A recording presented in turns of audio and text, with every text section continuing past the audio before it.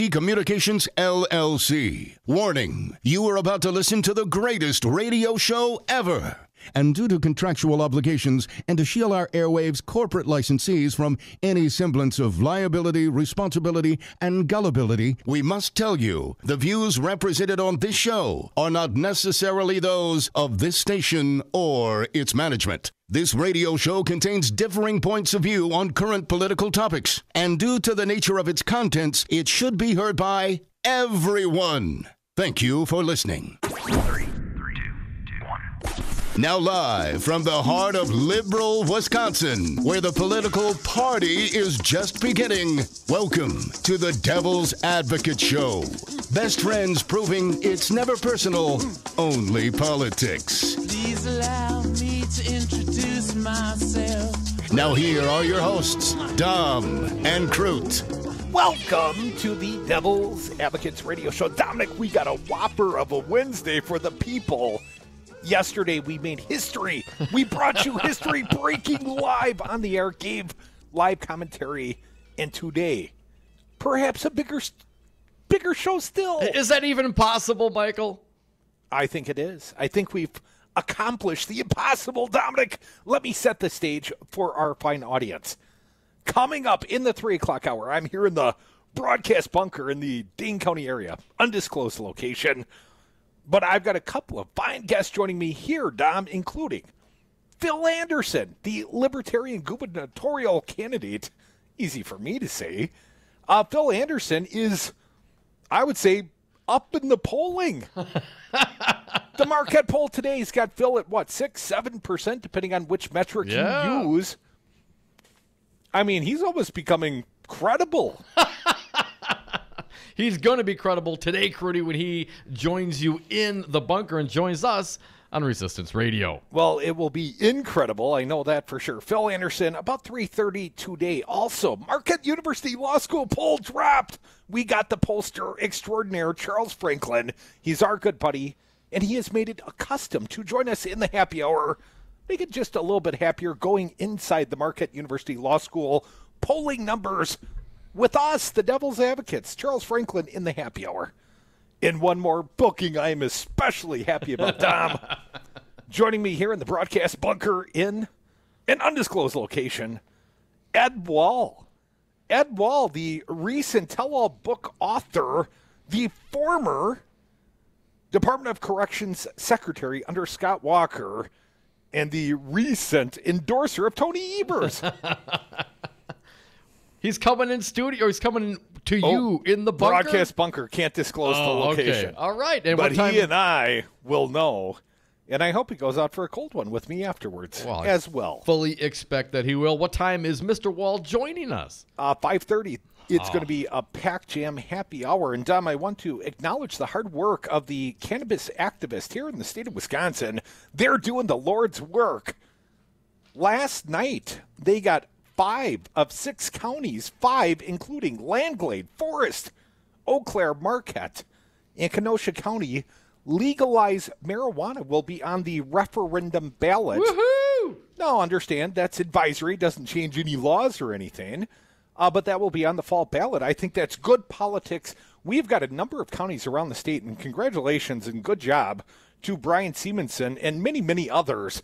But I've been watching these county-by-county votes come down, Dom, and each one I'm encouraged by, because it seems that the overwhelming sentiment right here in the great state of Wisconsin, it's for legalized marijuana. And, Dom, Marquette polling asked that question today, perhaps more important than any of the other results. Most important. What about the legalized marijuana, Dom? 61% favor legalizing marijuana and regulating it like alcohol, while 36% are losers. Were opposed. Are losers. I think you were right the first time. 61% to 36. It's a huge majority, and how big a majority is it, Dom? We don't do math on the air. It's about 25 points, I think. And yes, losers. Yeah. They are losers. And, of course, Governor Walker, he wants nothing to do with this because, of course, he's a gateway drug guy. And, of course, he's not getting any money, or not a whole lot of money, from the marijuana industry yet. Well, Dominic, I think we have set the stage for the entire state of Wisconsin. It is time to legalize it now. All we need is a vessel. A willing governor to sign the budget, the bill, whatever way we choose to pass it, and to legalize it. And I hope Tony Evers is that guy. But new Marquette polling out today, as we mentioned. Bill Glauber, let's go there first. After winning the August 14th primary, Republican challenger Leah Vukmir got the bounce she was looking for. Vukmir finds herself locked in a virtual dead heat with Democratic U.S. Senator Tammy Baldwin among those voters likely to go to the polls on the November 6th election, according to Wednesday's Marquette University Law School poll. Baldwin led Vukmir among likely voters by 49% to 47%. That's two. That's within the margin of error. Within the survey's margin of error, as Bill Glauber writes. Well done. Among the wider pool of registered voters, Baldwin led Vukmir by 51 to 43%. In June, Baldwin held a 9-point advantage over Vukmir among registered voters. So Republicans are already coming home. They're coalescing around Nurse Ratched. Your girl, Dom. Since defeating primary challenger Kevin Nicholson, Vukmir has gotten better known among registered voters. 48% of those polled lack an opinion of Vukmir, compared with 66% in July.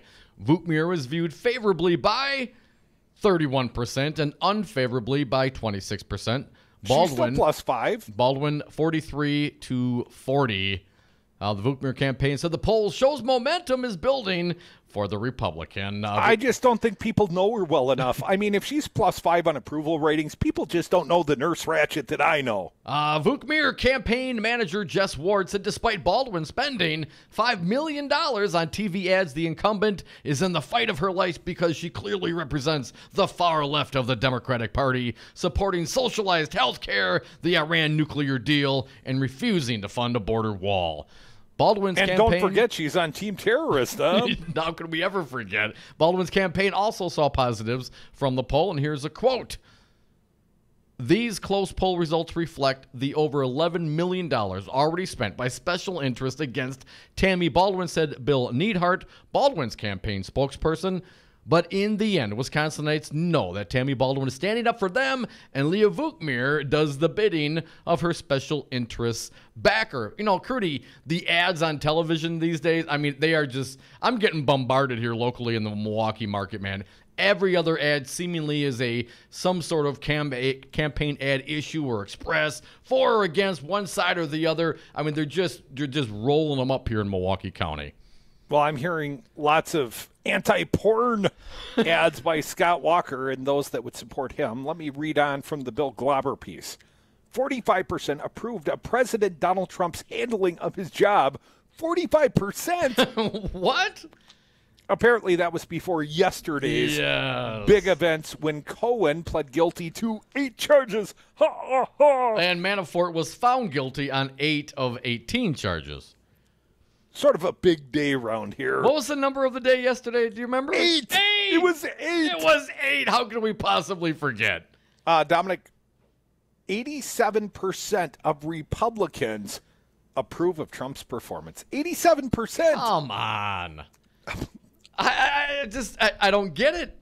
I don't get it. Is it purely policy? I mean, they can't be happy with his behavior.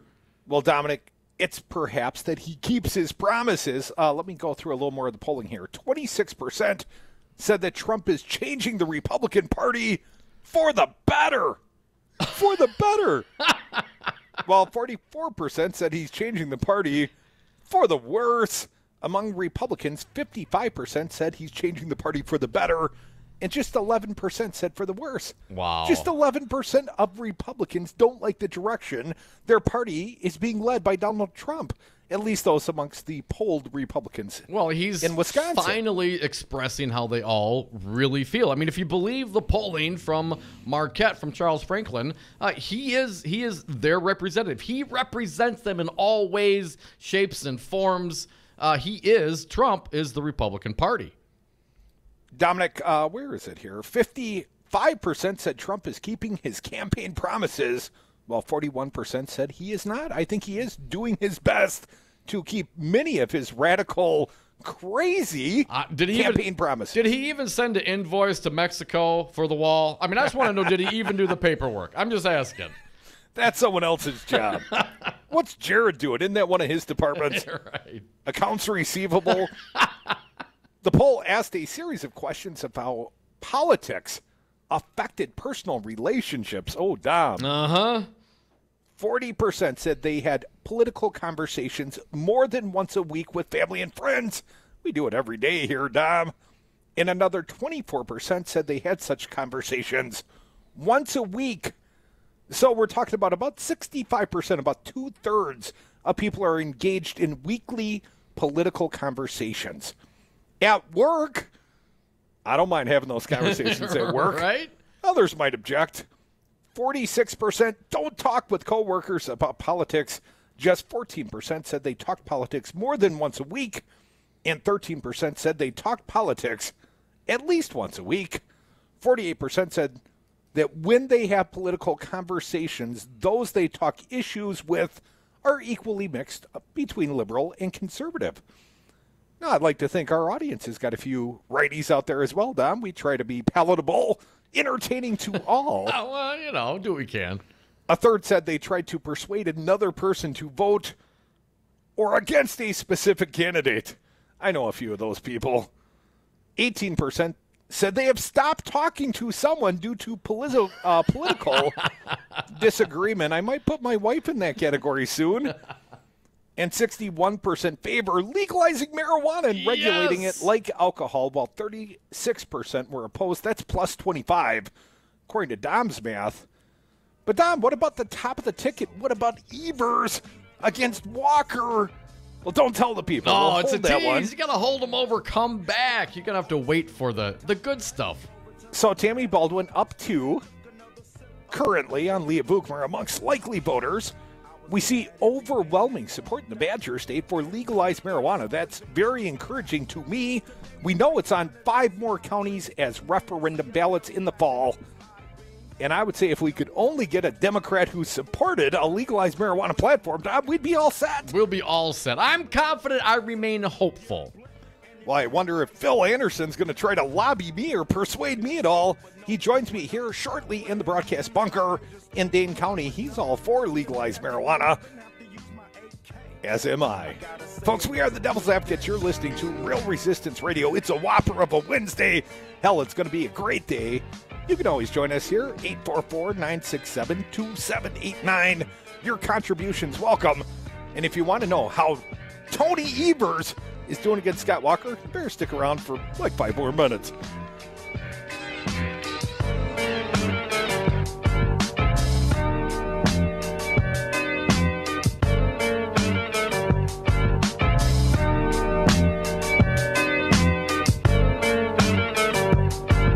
Wait a minute, Pooh, stop it. What the I'm thinking about? The number's probably 28, 29, as high as 35. In fact, I even heard recently 42%. 60% of the time, it works every time. And yes, losers. They are losers.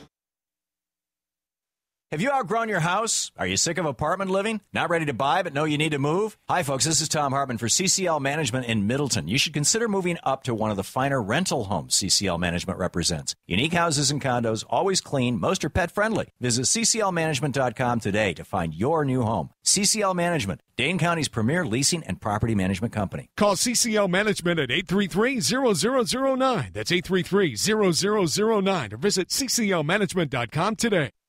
I'm Andy Buck, Field Representative with Painters and Allied Trades of Wisconsin. It's an issue that brings constant challenges for building contractors. How to find qualified painters, glazers, and drywall finishers. IUPAT knows what you want. A professional job performed by skilled workers who care about safety, training, and finishing strong. Workers who are reliable and ready on demand. Let IUPAT provide the people power that you need. You'll feel confident the job is finished right.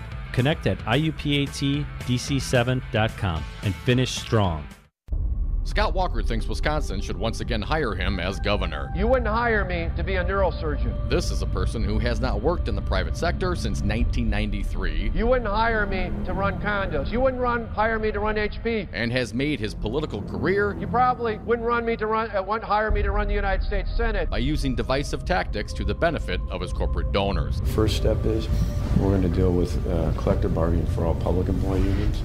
Because you divide and conquer. Now he supports the largest publicly funded government subsidy of a foreign corporation in American history. You know, they can go suck lemons. And Scott Walker has yet to live up to his first campaign promise to create 250,000 jobs. Is this a campaign promise, something you want to be held to? Absolutely. Scott Walker, we the people are done sucking your lemons. This message was paid for by the People for People Corporation. Donate online at p4ppc.org, p4ppc.org.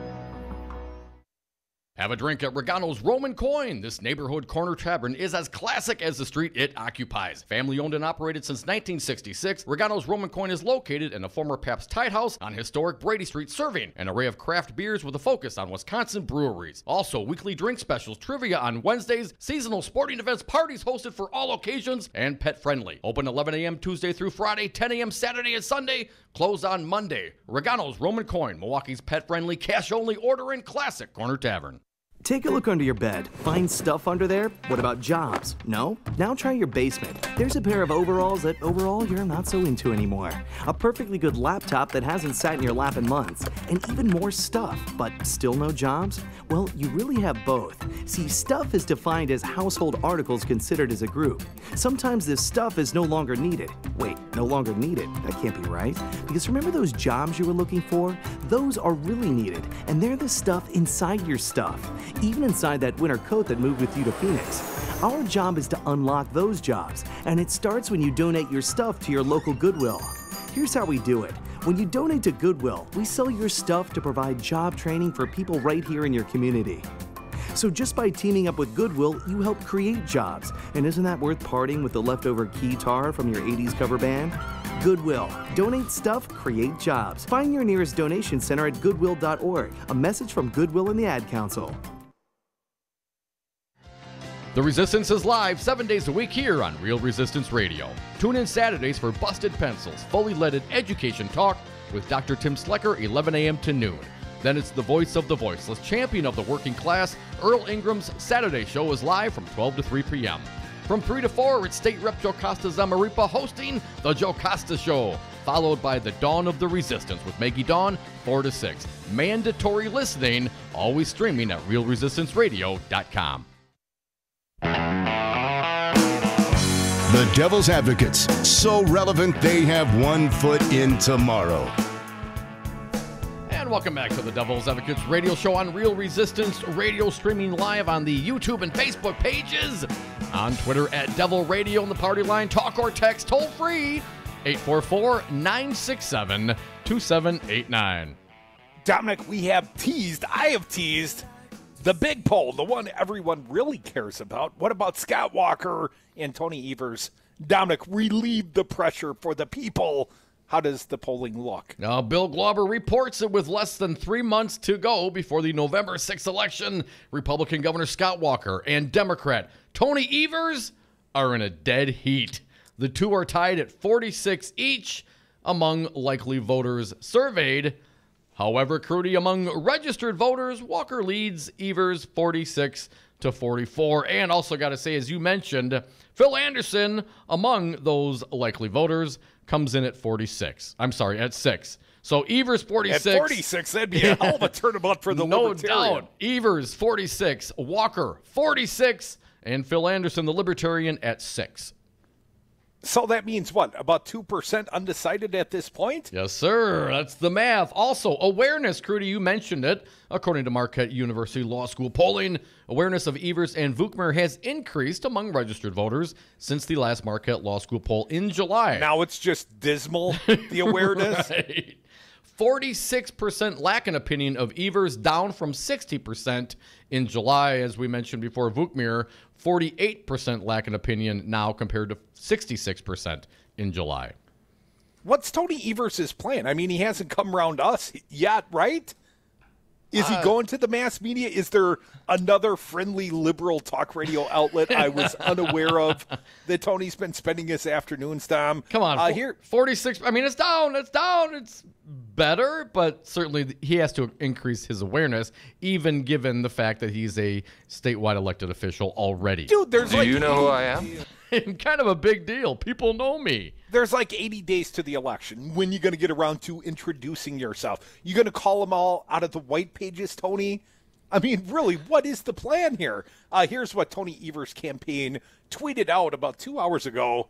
We were down 4 points in the last MU law poll, and now we're tied with Scott Walker. Momentum is building for Tony. Okay, so you came through the primary, you won, but you didn't even meet the Scott Walker prior lowering of expectations. I mean, hell, Scott Walker said you would lead these early polls. You're trailing amongst all voters. That is not a great opening poll for Tony Evers, I got to tell you, my friend. And the fact that he hasn't come around, maybe I'm taking it a little too personally. If you invited him, Tony Evers, you're welcome to come I've invited him 3 times since the primary win. I've called that campaign 3 times. I've yet to get a return phone call. I don't know if Tony's aware of this, but 60% of primary voters did not vote for Tony Evers. And maybe, in their infinite wisdom, the Tony Evers team might want to consider coming around here or some other like liberal talk radio platform and asking for some votes. I mean, have you thought that might be a necessary step? You must ask for my vote or for many voters, or you're not going to get their votes. When you invited them 3 times without any return phone calls, did you say the magic word? Did you say please? Pretty I'm please. not clear that with I sugar did. on top. No. Come around here. I'm not going to beg. Why should I have to beg? My job is not to get Tony Evers reelected or elected. It's his job to get him elected. It's my job to be super cool on the radio, and we have mission accomplished. Our job, we've done our job here. We built this platform. You, Mr. Evers, you need to utilize it. And I'm not Dominic, I'm not just talking about the Mike McCabe people, the Bernie Kratz or the white progressives. But we got what, 2 of the only African-American voices on the radio right now in the Earl Ingram Show and the Sherwin Hughes, The Forum, right here on Real Resistance Radio. I mean, you think African-American voters are all in for Tony Evers because he won a Democratic primary? I would tend to doubt that. You still got to turn them out. You better come round. Or call us, 844-967-2789. But right now, we got the Libertarian Phil Anderson. He joins me in the broadcast bunker next. Horsey McHorseface is coming. Horsey McHorseface and the big dreamer, Horsey. Who cares? Join the resistance against dirty carpets. Call Zero Res Madison today for our summer special. Clean and sanitize 3 rooms for only $139. Call 608-848-9000 or schedule online at ZeroResMadison.com. Zero Res, spell it forward or backward, it's the right way to clean. I'm jumping in with my clothes on. Most party fouls are pretty dumb, but if you decide to drink and drive underage, you could lose your license and your freedom. Learn more at ultimatepartyfoul.org. Brought to you by the National Highway Traffic Safety Administration and the Ad Council. Indoor baseball, anyone? Most party fouls are pretty dumb, but if you decide to drink and drive underage, you could lose your license and your freedom. Learn more at ultimatepartyfoul.org. Brought to you by the National Highway Traffic Safety Administration and the Ad Council. 5 your local single-source IT solutions provider, specializing in cloud technology, consulting, servers, networks, and hosting. We manage your IT so you can focus on running your business. Enjoy technology. Enjoy 59s.com. Well, back in my day, we didn't build walls, we tore them down. That's why I listen to Real Resistance Radio. What's a firewall? The Packing House, open every day of the year for dinner, including all holidays. Family owned and operated since 1974, lunch Monday through Friday, live music Wednesday through Saturday. Enjoy steaks, ribs, seafood, fish fries, and prime rib. Easy access from anywhere, across from the airport on Layton. Find us online, packinghousemke.com, or give us a call, 414-483-5054. Listen and imagine.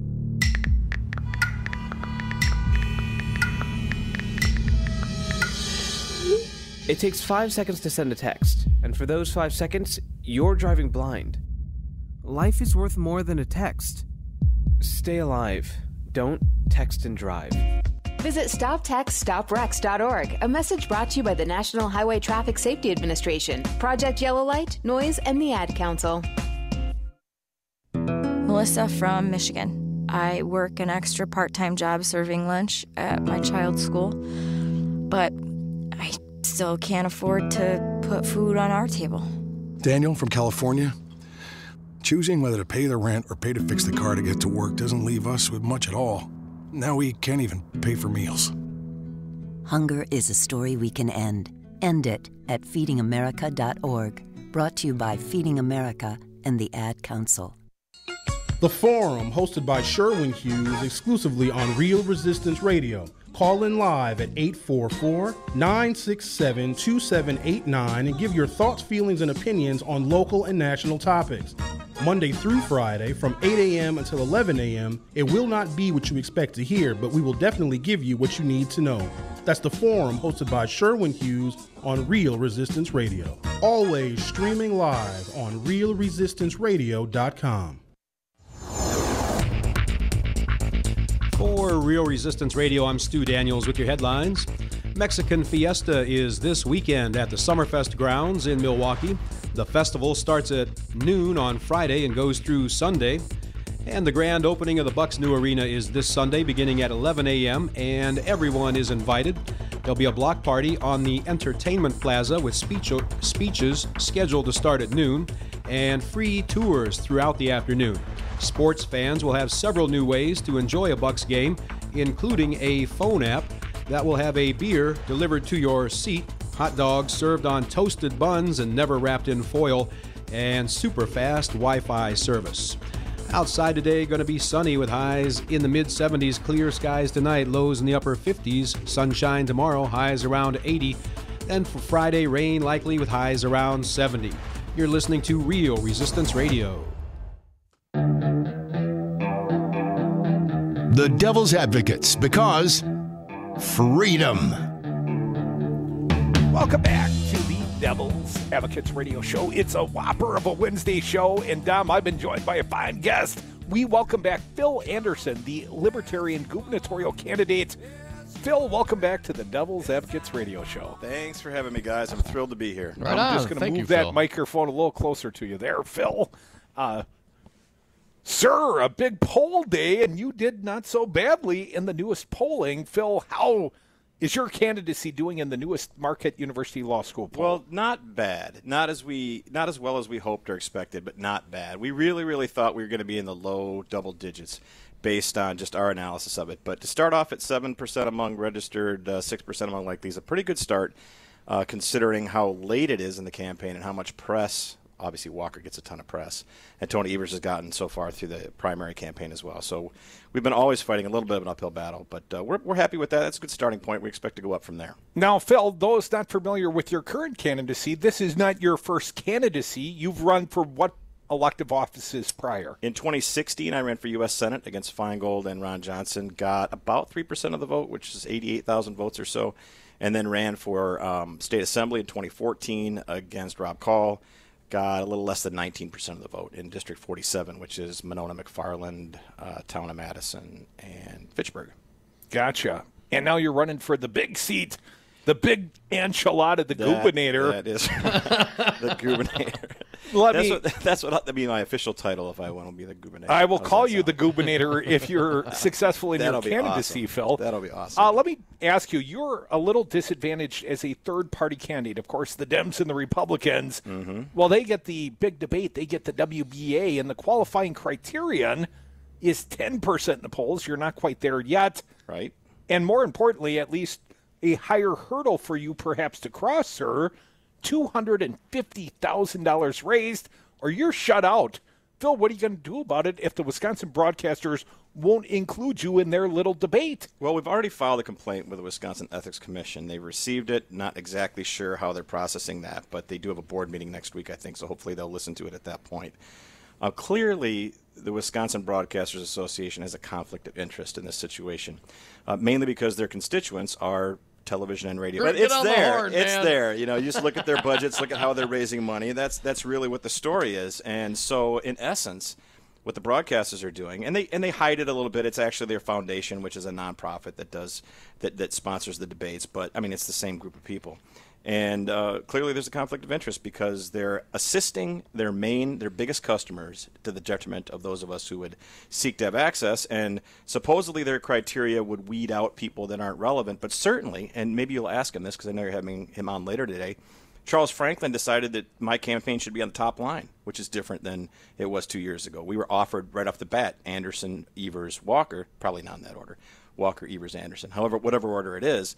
And when the poll dropped and he released the poll results, we were included right with it. So clearly based on the campaign in 2016, however he's measuring public support now, there's a reason that one of the best pollsters in the United States offered us on the top line, and that is because he sees us as at least an impact, maybe not necessarily winnable from his perspective, but at least an impact on the race. And so that the fact that the broadcasters' criteria is set up in a way that would exclude us in particular and other candidates, it doesn't really seem to serve the public interest. It just serves the interest of those people that they're representing.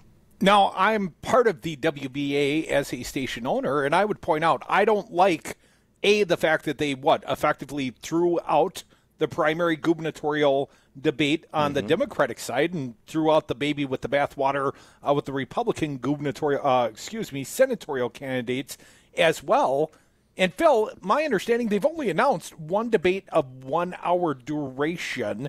This hardly seems enough time to draw a contrast with one's opponent or opponents if it's a 3-person horse race.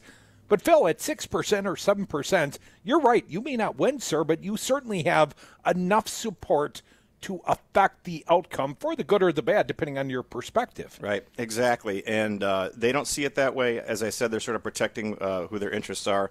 And in the end, there's a very little chance we'll be able to change this with them. We're hoping that some media outlets step up and sponsor their own debates, but typically how this goes. Done. When you want to hold it? Anytime. You any get Tony day. And the Wankinator on the ballot, and which is the problem. And this is the problem with presidential politics as well.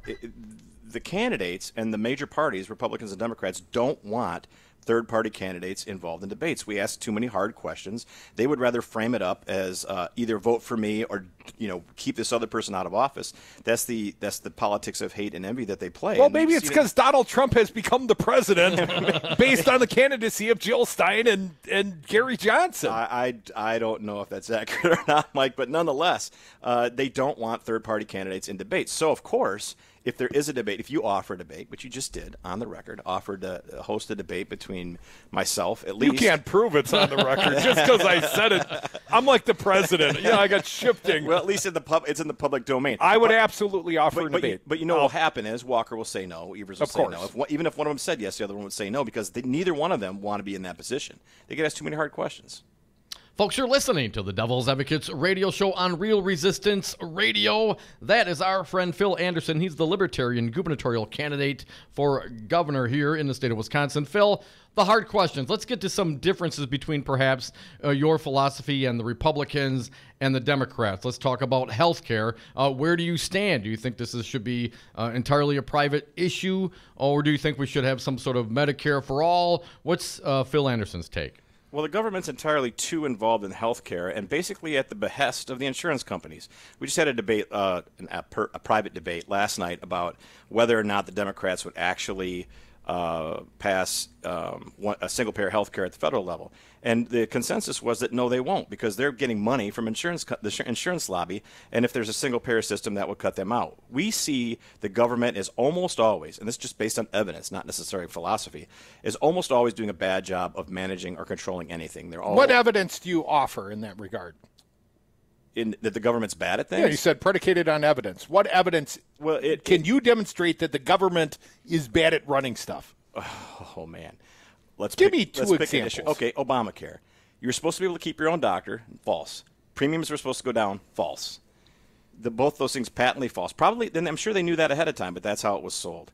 The government does a bad job of pretty much everything. Now, that's defending our country, for one thing. I want to let you continue here, but sure. That's a pretty complicated piece of legislation to say, because someone didn't get to keep their doctor. I got to keep my doctor. A lot of people got to keep their doctor. Sure, it was not completely true, but many of the nuances of Obamacare don't bumper sticker. And you know that, Phil, but the fact that you can have children on your insurance, the fact that pre-existing conditions, there are a lot of good things. And if you ask the people, and the people have been polled multiple times, many people like Obamacare. I understand that you don't, sir. Poll numbers. Which poll numbers are you referring to? I think for the most part, people don't. A lot of people don't like it. They don't like the word Obamacare. They like the actual principles of Obamacare. And not only that, but the thing that's not factored in is the tremendous cost. We're not paying for Obamacare yet. This is a massive program that the government borrowed money to fund that we're not paying back yet. There's ramifications of it that haven't even been discovered. So, Phil, yet. if you're elected governor of the state of Wisconsin, would you accept the Medicaid expansion under the current auspices of Obamacare? Absolutely not. What I would seek to do is to separate insurance from health care. Right now, health insurance is involved in every aspect of health care, including basic health care, treatment, and those sorts of things. It drives up the cost, makes it less efficient. And there are ways, and I'm not in favor of throwing people off of healthcare programs. But if there's ways that we can move insurance out of the way, and it's a very difficult pull because they are very, very involved in both Republican and Democratic politics, and make things less expensive and more accessible on the primary care end, and then use insurance for what it's meant for, like car insurance or even flood insurance, for example. It's meant for emergencies. Health insurance should be made for emergencies as well. It becomes more controllable in terms of cost. It acts as insurance truly should. And those things that people do most regularly, see their doctor, get labs done, those sorts of things, become less expensive if we get insurance out of the way. That would be a huge reform. I don't know if I can do that as governor, but I'll be aiming for that. Are you talking about like a cash-only system, like I go pay the doctor cash and then I get my test? Usually what happens is there's subscription systems, and I belong to one that's here in Madison. You pay a certain amount per month, and that covers a couple of regular visits and those sorts of things, because insurance, there's no insurance cost involved in it. So it's not always out of pocket per service, per fee or whatever. But the cost is much more controlled because the insurance company is not the middleman. And that's why the insurance company basically wrote Obamacare and handed it to the legislators to pass. And to a certain extent, I think they're involved in Republican responses to Obamacare as well. And at the state level, all the insurance companies want is to be involved and to get their cut and that pass through. Sure, they're for-profit corporations primarily. Right. What about poor people, Phil? Well, poor people can't access health care until the market can respond to them. I'm all for people being subsidized to go out and use the market if they need to. So in this scenario, the services are less expensive. If people that based on income can't afford health care based on what the current market allows for, they can be subsidized to go out and purchase on the healthcare system and make choices. So does it concern you? What about this under that scenario? Then you essentially socializing with the subsidization, government subsidization, socializing the poor people to get access. And I don't know for sure, but I would imagine if you're going to look at scales and ratios, that perhaps the poor people may have a higher usage of healthcare system than those who are not. So essentially, what we do then as a government, we subsidize the greater loss, and then we privatize the profits for those who perhaps can afford it. Well, then the insurance companies will be happy to take their money until they get too sick, and they kick them off and then go bankrupt. Another issue. Most of the bankruptcies are because of health care costs, and then now they're back onto Medicaid. Don't you see the distinction and the concern? Do you have any concern about the privatization of the profits and the socialization of the loss, be it in healthcare or any other industry?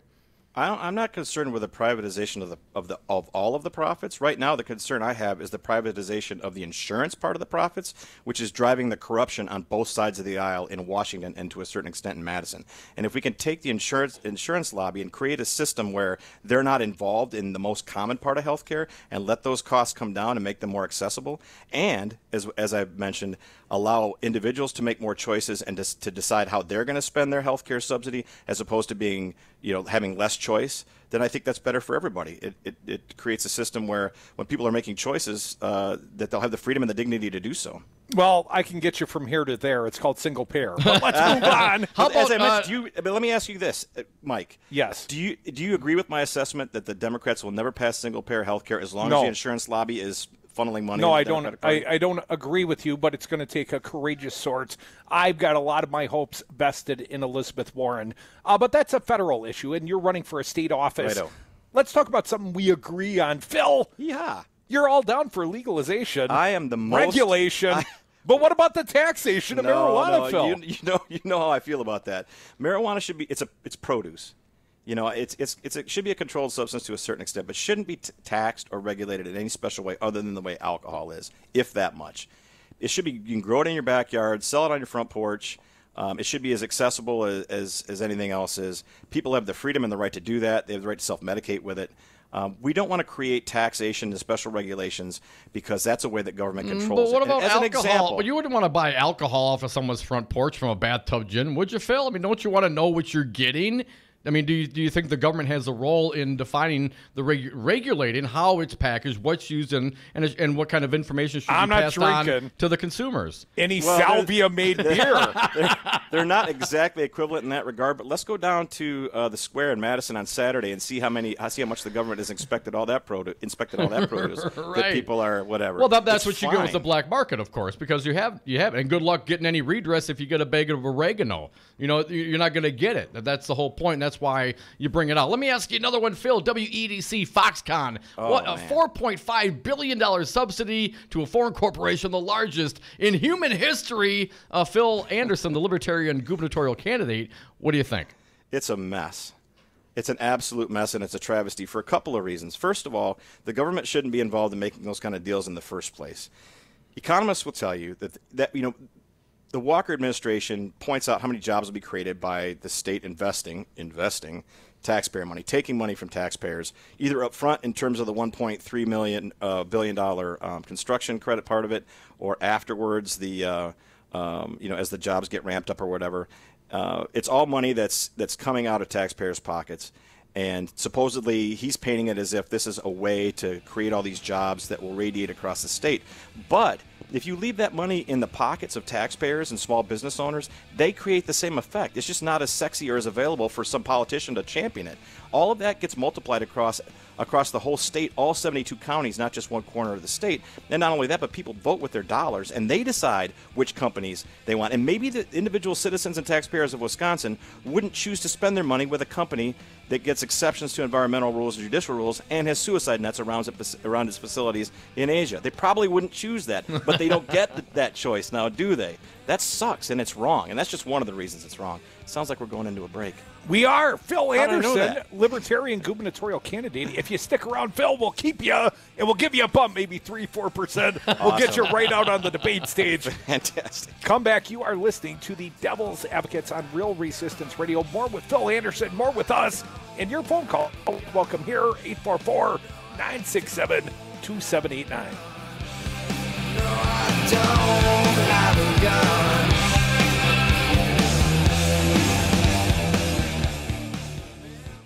If you haven't got your health, you haven't got anything. No, I'm going to stay for a while. How about that?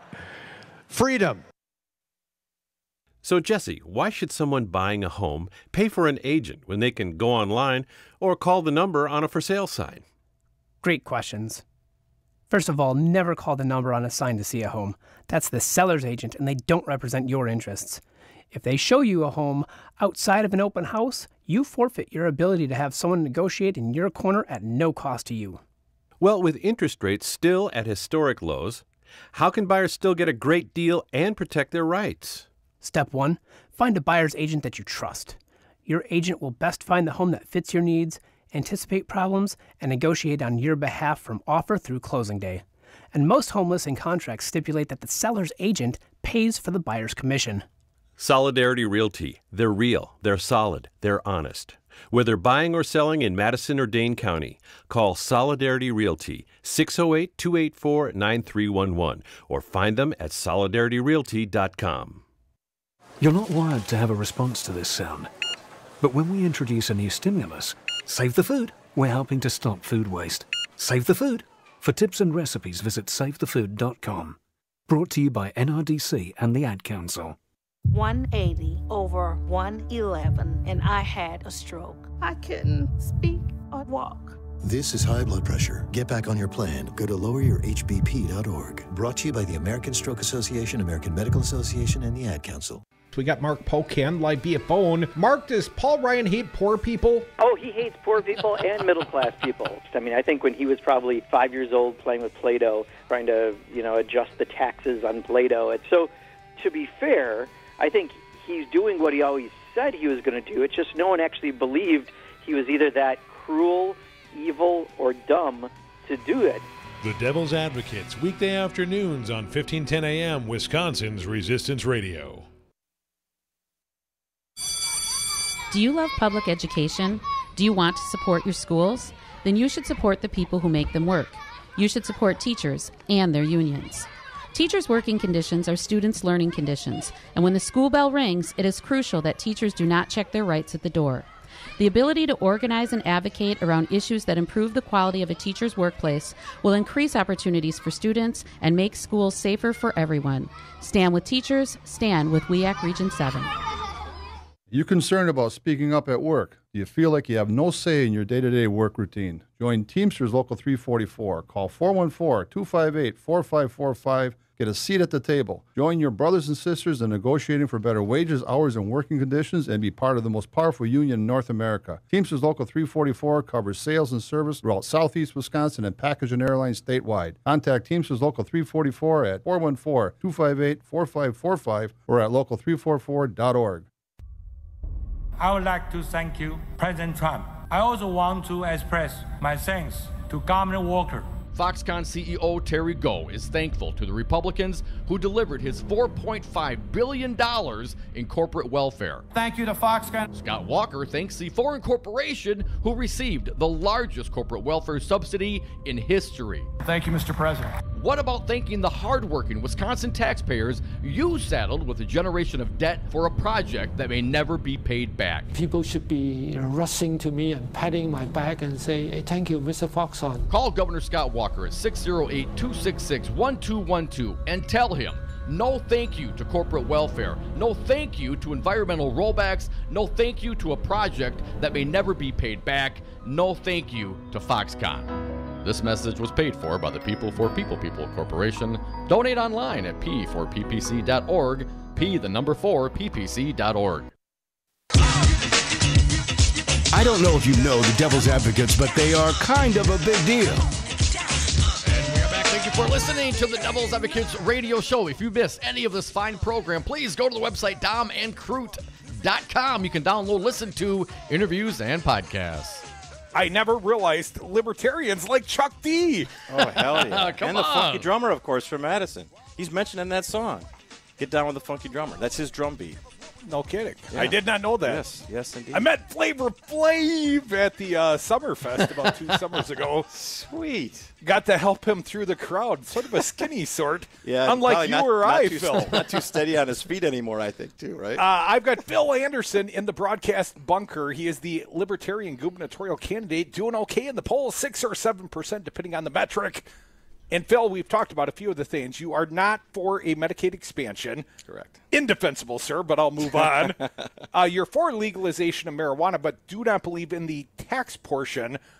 Could be about $200 million a year. You don't believe in taxing legalized marijuana. No, well, not any more than the regular sales taxes that exist for other things. So 5.5%-ish, and you'd be fine with that. Well, I'm not really fine with any taxes, but that's probably the most likely scenario that I can get to as governor. And you're not for corporate welfare like the current governor, Foxconn. Heavens no. And you know, as much as the Democrats will like to complain about Foxconn and talk about crony capitalism, they're just as guilty, and we're just as guilty under the Doyle administration. How so? I don't remember any $4.5 billion boondoggles. It wasn't quite flowing out like that, but both at the state level and the federal level, the Democratic administrations have been happy to fund programs and fund businesses and give tax breaks to people to benefit donors. I don't think you'll deny that. Okay, well, I won't argue with you any longer on air, but let me ask you. Okay. Lots of potholes. I like to call them Scott holes out there. These are terrible roads.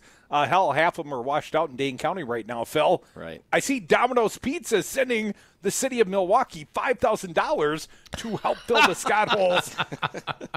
Now, Phil, Mr. Anti-Taxation, how are we going to fix the roads if we can't raise the taxes, sir? Well, we're already paying for that. That's already, I mean, anytime the government's paying for anything, it's already the citizens' money. And part of the problem with the roads, insofar as the state controls roads being fixed, is they're corrupt and they do a bad job of it, just like anything, pretty much anything that they do at the state level. So we want to return that power to local governments as much as possible. We want to eliminate the state income tax, which doesn't go to roads. That's a side issue, I suppose. But allow for more transparency, more accountability in how those contracts are awarded. Because, you know, even way back through the Thompson administration, pretty famously, he was in tight with the road builders. And I think there's a lot of planned obsolescence. There's a lot of crony capitalism that goes on in awarding those contracts for road building. And that's something that we need to get rid of. Phil, what about the manufacturing agribusiness tax credit? Doesn't seem quite fair that the working stiff pays up to 7.5%-ish their personal income taxes, yet the most profitable manufacturing interest in the state of Wisconsin pay 0.4%, effectively zero. Mm-hmm. What about equity, sir? There should be 100% equity. The best thing that we can do, and this is sort of an answer to the Foxconn issue as well, the best thing that we can do is create a stable, low-tax, low-regulatory environment for individuals and corporations, small businesses, for everybody. That will help businesses move here. Individuals will do better, small businesses will do better, and we will have equity because people will be paying, you know, into the system without any of these cutouts and these giveaways and all these fancy ways that the government hides the money that they're actually giving to their cronies. They hide it from me as well. Phil Anderson, Libertarian gubernatorial candidate. If people want to get involved in your campaign, what's the website, sir? TeamGov, TeamGuv.org. You can find us there, and Facebook and Twitter under those same handles. I'm going to go buy Team Goob, G-U-B. Phil Anderson, he's a friend of ours. We wish you luck, sir. Thanks. Thank you so much for joining us here in the broadcast bunker. Coming back in the next hour, apparently Ed Wall, a very timely guest. Hell, he's early, but we're going to take him early. We'll meet Ed Wall once again. We'll bring him in the broadcast bunker. We are the Devil's Advocates. This is Real Resistance Radio. You're listening to the most dynamic Whopper Wednesday show of all time. Fight the power! Fight the power! Fight the power! We've got to fight the power! He is a special talent and a special person. It wasn't true. It was a Scott Walker, a Scott P. Walker. I'm Scott. Do you know who I am? I have no idea. I have no idea. Brad Zog, owner of Zero Res Madison. Brad, why should people use Zero Res Madison? Why wouldn't you clean your carpets like this? We've got a patented system. We also do another step that most people don't do. We have a double rotating brush machine that we use when we pre-treat the carpet. So this helps dig up any of that stuff that's deeper in your carpet that the vacuum doesn't get. We're going to provide that intermediary step before we clean with our empowered water. Call Zero Res today, 608-848-9000. Zero Res. Spell it forward or backward. It's the right way to clean. Do you own a rental property, or would you like to partner with a rental investment team? Call the pros you can trust at CCL Management. Rental expertise second to none, a general contractor on staff to direct repairs and improvements, and real estate brokerage services tailored to the small investor. If you're ready to invest in rental property or just need professionals to manage your real estate portfolio, call us, CCL Management, at 608-833-0009 or visit us on the web at cclmanagement.com. Hi, I'm Becky with Bounce Milwaukee, a progressive, local, family-owned entertainment center. We just want to remind you what it's like to be a kid again. Come on in for all ages fun. Bounce in our giant inflatables, race up the rock wall, dominate your friends in laser tag, or just relax in our bar or our massage chairs. Open 6 days a week with extended adult-only weekend hours. Find us at bouncemilwaukee.com. The Earl Ingram Show. Join me at a new time, weekday mornings, for the Earl Ingram Show, 6 a.m. to 8 a.m. on Real Resistance Radio, Monday through Friday, and as always, Saturdays noon to 3. The Earl Ingram Show, streaming live at realresistanceradio.com. Don't miss it. Voice of the voiceless, champion of the working class, the Earl Ingram Show. You are listening to Real Resistance Radio, WRRD 1510 AM Waukesha and WTTN 1580 AM Columbus. Always streaming at realresistanceradio.com. Trump answers Cohen. Hawaii braces for Lane. I'm Evan Hanning. President Trump is disputing his former attorney Michael Cohen's guilty plea that Cohen knowingly violated federal campaign finance law at Donald Trump's direction. The president tells Fox News he only knew about Cohen's hush money payments to two women who alleged they'd had affairs with Trump later on. And Trump says the funds did not come from campaign money. They came from me, and I tweeted about it. I don't know if you know, but I tweeted about the payments. But they didn't come out of campaign. In fact, my first question when I heard about it was, did they come out of the campaign? Because that could be a little dicey. White House Press Secretary Sarah Sanders was asked if Trump was worried about Cohen's guilty plea and the jury's conviction of former campaign chairman Paul Manafort on tax and bank fraud charges. I don't think the president's concerned at all. He knows that he did nothing wrong. The man accused of killing Iowa College student Molly Tibbetts made his first court appearance today. Christian Rivera will remain in custody for now under terms set by Magistrate Diane Crookham Johnson. Mr. Rivera, the following terms of release from jail are ordered. Bond in the amount of $5 million, cash only, in the name of the defendant only, and only after approval for pretrial release by the Department of Corrections. His attorney says Rivera, who is in the U.S. illegally, has no prior criminal history. Well, a Category 4 storm, Hurricane Lane, is barreling toward Hawaii. Vice President Mike Pence says Hawaiians should prepare for the storm, and FEMA is doing the same. Our hearts and our attention today are with our fellow Americans in Hawaii.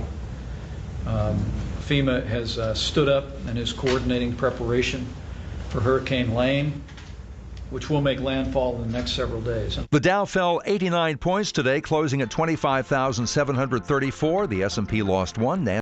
Hey folks, sexy liberal Stephanie Miller here. Most new Wisconsin jobs are in Dane County, it's true. Some of my listeners are relocating to Madison. Many already commute there. When asked where to turn for a trusted real estate team that understands Madison, I say the same thing. Solidarity Realty. They help you through the process and protect your consumer rights. They live their values, building community, promoting sustainability and diversity.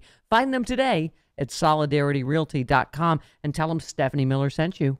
Have a drink at Regano's Roman Coin. This neighborhood corner tavern is as classic as the street it occupies. Family owned and operated since 1966, Regano's Roman Coin is located in a former Pabst Tide House on historic Brady Street, serving an array of craft beers with a focus on Wisconsin breweries. Also, weekly drink specials, trivia on Wednesdays, seasonal sporting events, parties hosted for all occasions, and pet friendly. Open 11 a.m. Tuesday through Friday, 10 a.m. Saturday and Sunday, closed on Monday. Regano's Roman Coin, Milwaukee's pet friendly, cash only order and classic corner tavern.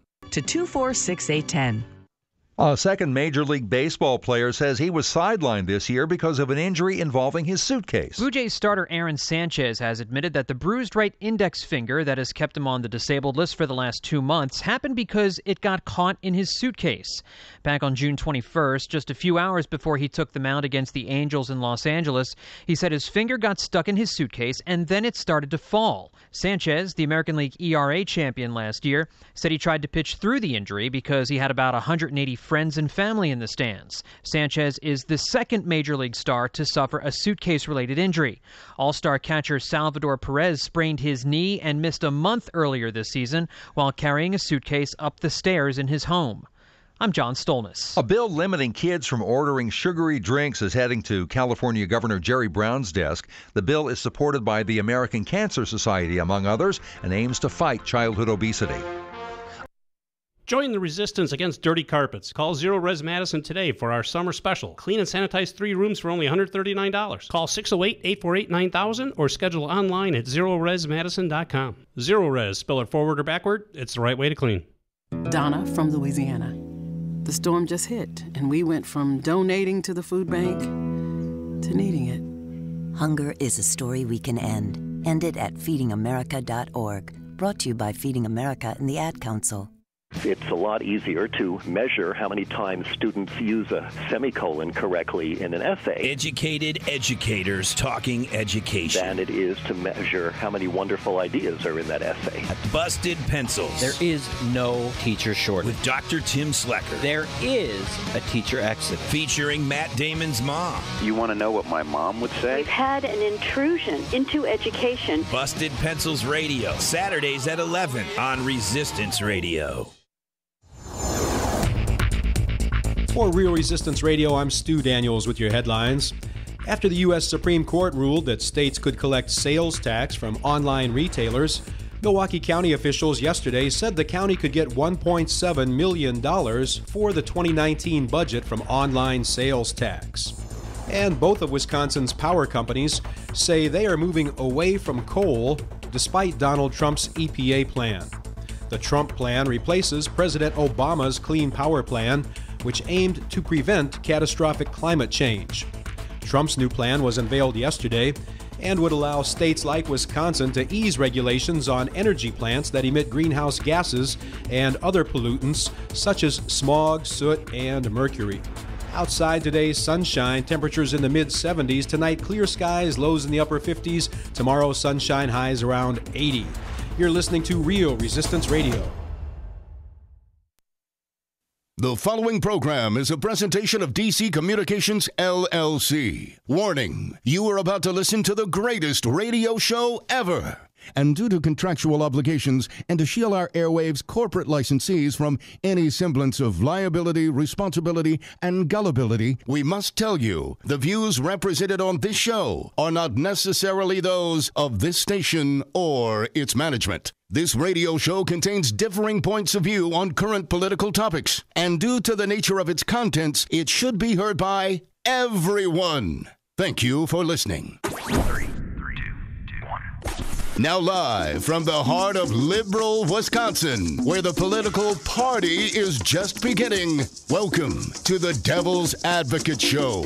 Best friends proving it's never personal, only politics. Please allow me to introduce myself. Now here are your hosts, Dom and Crute. Welcome back, hour 2 of the Devil's Advocates Radio Show. And Dominic, I have shuffled the deck. I got a fine guest. He has joined me here in the broadcast bunker.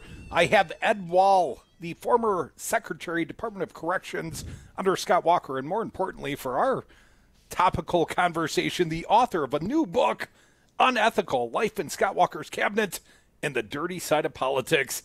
Ed, welcome back to the Devil's Advocate. So nice to meet you face to face. Thank you, Clute. The pleasure is mine. Thank you. It is.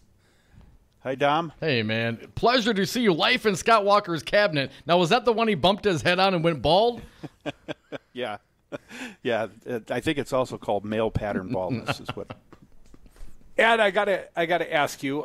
You were the first of 2 former Walker cabinet secretaries to come out in support of his opponent, Tony Evers.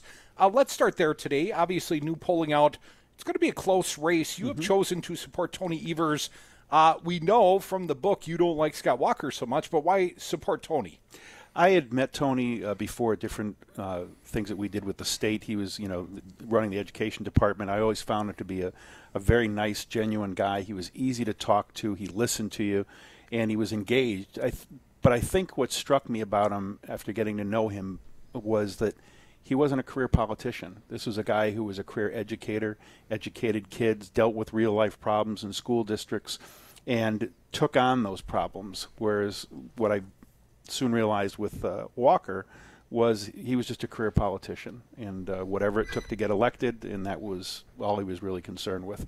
Tony Evers doesn't strike me that way. Ed, you are now one of 3 former cabinet secretaries who have accused the Walker administration of basically saying create no records. Correct. Jaden from Weedick, I believe Birdston, I might have the name wrong. Pete Bildston. Formerly of DFI, and of course yourself with the Department of Corrections. Seems like a trend. I know the Cap Times reported some secretaries have no memory of such a directive, but they don't have to give a directive. The boss can kind of let you know what he's thinking, can he? Well, I think what's interesting is most of the people who have no recollection of being told that are politicians. Most of his cabinet were politicians. I was not a politician. Pete Bildston was not a politician. Pete sat next to me in the cabinet meetings. A great guy, very ethical guy, and the lengths that the Walker administration went to avoid records, and I refer to one in the book that was. That just brings the whole thing into focus. Back when Lincoln Hills was really starting to explode, it wouldn't get off the front page of the paper. They felt that the governor needed to do something, to say he was taking action. Of course, he wouldn't go to the institution like I'd asked him many times. So the chief of staff called me down to the Capitol from my office out on East Washington to write a letter that he was going to send to me. He wanted me to help write the letter that he was going to send to me to tell me to take action. And then he was going to intentionally email me that letter to create a public record. And then I was to go back to my office. I would write up my reply to his letter that I helped him write. And then I would call him on the phone to read him the reply. And then I was to send that email with that letter back to him to create another public record. So the only time they wanted records is when it was going to serve their purpose and so they could show it to the press. Now, at another point of commonality between the other cabinet secretaries and your own recollection is the Walker administration wanted you guys meeting with lobbyists and those that were campaign contributors to the Walker administration. Ed, what was it like meeting with the private prison industry? Well, I can't say that it was all that unusual because as a member of ASCA, which was the Association of State Correctional Administrators, the secretaries from all 50 states, we saw many of those people regularly at our conferences. They would be there and, trying to get business with us. And I didn't really mind that because you could walk away from that. It was uncomfortable when the governor's office is calling saying, you need to meet with this person, you need to meet with this person. And I had a conversation with the chief of staff and I said, are you instructing me to give them state contracts and steer state contracts to them? And he said, no, but we really want you to sit and listen to them. I guess there was an unwritten message there, but the problem was, and maybe this was a problem that they didn't care for, but I didn't give any of the work to those folks because my line in the sand was if it's not going to save the state time or resources, that's not going to be a smart investment of taxpayers' dollars, then I'm not going to do it. And so none of them reached that level with me, so I didn't give any. Folks, you are listening to the Devil's Advocates Radio Show on Real Resistance Radio. Got a fine guest in the broadcast bunker in Dane County. Secret location. Don't tell him, Ed. I got Ed Walls. He is the author of a new book, Unethical, Life in Scott Walker's Cabinet and the Dirty Side of Politics. Now, Ed, obviously, we've got a political cycle going on right now. And Scott Walker very recently, I know we touched on this, but Scott Walker very recently said there's no value for him to go and visit the prisons. Even Speaker Voss said he was a little shocked by that statement. Ed, explain again for our audience, what do you think the governor meant when he said no value? That's no political value? No, what I came to understand about Scott Walker was he really doesn't have any value for state employees. And if you think about it, he said he'd never set foot into a prison. But if you go back and look at his record for his entire term, I would challenge you to find one instance where he did any kind of an event at a state agency at all. He sees state employees as a necessary evil, not as the backbone of state government. And by saying he wouldn't go into corrections, it also kind of spoke to his attitude about corrections. He would not listen to anything about doing early release. He would not even go into a prison. And in fact, when he was running for president, he canceled my budget meeting because he didn't want the Department of Corrections to show on his schedule because his schedule gets released through open records requests, and he didn't even want people to ask what was Department of Corrections doing talking to you in the midst of Lincoln Hill. I never had a chance to advocate with the governor for my budget in 2015 at all because he thought it would look bad because it was September when he was running for president. Ed, there are a number of Democratic candidates that are advocating for a reduction in the prison population. Scott Walker is basically used that advocation to sort of do a Willie Horton. I think there's an underlying racial tone. You know, these violent criminals are going to be let out on the streets by the Democrats. I want to get your impression of taking that tone. It seems quite racist almost, Ed. It does. I think that really what it is Walker is uninformed. If he did a little bit of studying, you can't take on the role of secretary and not have your opinion changed about prison work. I think he thought by putting me in there as a lifelong cop that I want to keep everybody locked up. But when you come to the realization 95% of these people are going back to the street, you've got to come up with some release valves, and you've got to concentrate on getting them job training and teaching them, getting their high school diplomas, driver's licenses, things like that. And Walker didn't want to do anything with corrections. He was a hard, tough-on-crime guy, and he seems to pull that card out at election time to try and make people fearful for what's going to happen. And to be honest with you, with the Democratic candidates who are saying they want half the people out of the prison in 2 years, we can't do that. That's not realistic. But we can enact laws to roll back some of these truth in sentencing laws, which are causing our prison population to explode. And we were way over populated when I was there. We had inmates were put into the county jails. And Scott Walker looks at corrections as a warehousing problem, not as a social problem or a community problem. The problem is when you put it in a warehouse and you pull it out and put it back on the street, then you're going to be dealing with somebody who doesn't have the skills or the jobs or the aptitude to stay out of prison and get a job and be a contributing member of society. And that's where he falters. You're listening to the Devil's Advocates radio show on Real Resistance Radio. That's Ed Wall. He's Walker's former correction secretary and the author of the new book, Unethical, Life in Scott Walker's Cabinet and the Dirty Side of Politics. Ed, how would you describe yourself politically? Well, I've always been pretty much conservative. My dad was a Republican. I say in the book he liked John F. Kennedy because he was Irish Catholic like us, but he was a pretty diehard Republican. I've always leaned conservative, and like most cops I know, I think at home we're conservatives because we don't want to be taking more of our tax dollars, and when we get to work we like Democrats because they would give us more manpower, more funding, and they talk to our unions. So it was really odd, but a conservative platform is usually where I was focused on. But I tend to just be independent. I voted for Democrats before I voted for Republicans. I listen to what they have to say. I've never agreed with going in and just hitting a button because it has an R or a D next to it. I want to believe in what you have to say, and that's what's disturbing about the politics right now. It's not about what you're going to do for me and my family and the state. It's how many bad things can I say about the other person who's running. And it's very Trumpian in the way that it's turned out. And I see Walker, who went from being a guy who withdrew from the presidential election under the auspices of he didn't want Trump destroying the Republican Party, but then he rolled over as soon as he got the nomination, and like a dog wanting his belly scratched, and now he's becoming Trumpian in the way that he acts, with coming up with trying to dredge up dirt and going after a decision that Tony Evers made 15 years ago or something where he had no choice.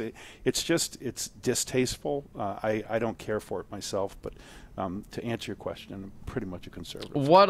So what was the first clue that you had, some suspicions about Scott Walker and his ethics, and what broke the camel's back for you? Well, I saw a big change in Walker after the recall election. When he asked me to come in, they asked me at the transition to come, and I turned the job down because I was still on administrative probation as a new administrator in a civil service position. And then they came back to me again, and I'd spoken to him a couple times. He seemed like a pretty genuine guy. I found him affable. But when after the recall, suddenly there was a sense of invincibility around him, and we knew then that he was going to be running for president. There was no doubt. The cabinet knew about it a year before the next election, and it was a common conversation point. Even though he was saying, my only interest is being the governor of Wisconsin, we knew that wasn't the case. And Ed, before we go to break, what's your thought on the way that the governor worked through Wisconsin Club for Growth and these third-party groups to coordinate with campaigns, and essentially broke the law, and he got bailed out by the legislature and got bailed out by the Wisconsin Supreme Court? Do you see that whole scenario as just a continual unwinding of whatever ethics Scott Walker may have had, or do you think this was just a continuation of a man that you probably didn't know very well when you started, and is the logical end result of a politician who craves the power that he does? I think that's what I found after scraping past the surface. When I first met him, and I actually was learning about him when I was the head of the Division of Criminal Investigation because we were being briefed on the John Doe investigation. And, the argument that J.B. Van Hollen and the Deputy Attorney General made was that they thought it was plausible that his secret computer network was what to keep them from doing things on state computers. I said, well, I guess it's plausible, but after being with them and seeing how they avoided records and went out of their way to, at the end of it, I came to believe that pretty much everything in the John Doe investigations was true. Folks, you are listening to the Devil's Advocates radio show. I got a fine guest in the broadcast bunker here in the undisclosed Dane County location. He's Ed Wall. He is the former Department of Correction Secretary, and more importantly, he wrote this fine book I got my greasy little hands on, Unethical, Life in Scott Walker's Cabinet and the Dirty Side of Politics. We'll talk more with Ed Wall on the other side. You can always join us here, 844-967-2789. We'll be right back.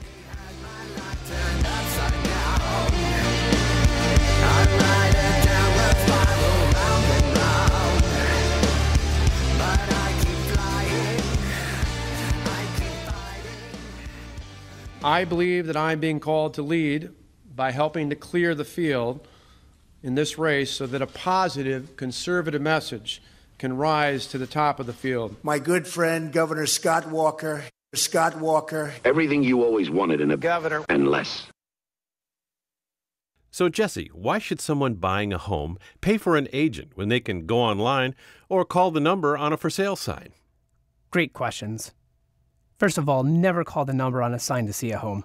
That's the seller's agent, and they don't represent your interests. If they show you a home outside of an open house, you forfeit your ability to have someone negotiate in your corner at no cost to you. Well, with interest rates still at historic lows, how can buyers still get a great deal and protect their rights? Step 1, find a buyer's agent that you trust. Your agent will best find the home that fits your needs, anticipate problems, and negotiate on your behalf from offer through closing day. And most home listing contracts stipulate that the seller's agent pays for the buyer's commission. Solidarity Realty. They're real, they're solid, they're honest. Whether buying or selling in Madison or Dane County, call Solidarity Realty, 608-284-9311, or find them at solidarityrealty.com. Listen, as a hiring manager, I've got to tell you, the best job candidate isn't always the typical candidate. Sometimes they're a grad of life. Meet the grads of life. Young adults of unique determination and experience. An ideal fit for your company in an entry-level position, internship, or mentorship. They might not have every qualification you typically look for, but they're exactly who your company needs. Sometimes the best candidates aren't the ones you're used to. Go to gradsoflife.org to learn how to find, cultivate, and train this great pool of untapped talent. Brought to you by the Ad Council and gradsoflife.org. Looking for a job worth talking about? Teaching is creative, collaborative, and intellectually challenging. See why teachers have better work stories at teachdfw.org and learn more about becoming a teacher. Brought to you by Teach and the Ad Council. Join the resistance against dirty carpets. Call Zero Res Madison today for our summer special. Clean and sanitize 3 rooms for only $139. Call 608-848-9000 or schedule online at zeroresmadison.com. Zero Res, spell it forward or backward, it's the right way to clean. On marijuana, unfortunately, as a public health issue and a public safety issue, I've opposed that. Dr. Sanjay Gupta, how can medical marijuana help those addicted to opioids? There's 3 big things. There's clear consensus now that cannabis can treat pain. That is not an opinion. That is a consensus conclusion by big scientific bodies like the National Academy of Science. We also know that it can help treat the withdrawal symptoms of opioids. People, they don't want to be on them anymore. They want to quit, but they develop the terrible withdrawal symptoms. And now we have evidence that it can actually help heal the part of the brain that is diseased in someone who's an opioid addict. If you had to start from scratch and design a substance to help lead us out of the opioid epidemic, like in a lab, it would probably look very much like cannabis. Call Governor Scott Walker at 608-266-1212. Tell him good people do smoke marijuana. This message was paid for by the People for People Corporation. Donate online at p4ppc.org, p4ppc.org.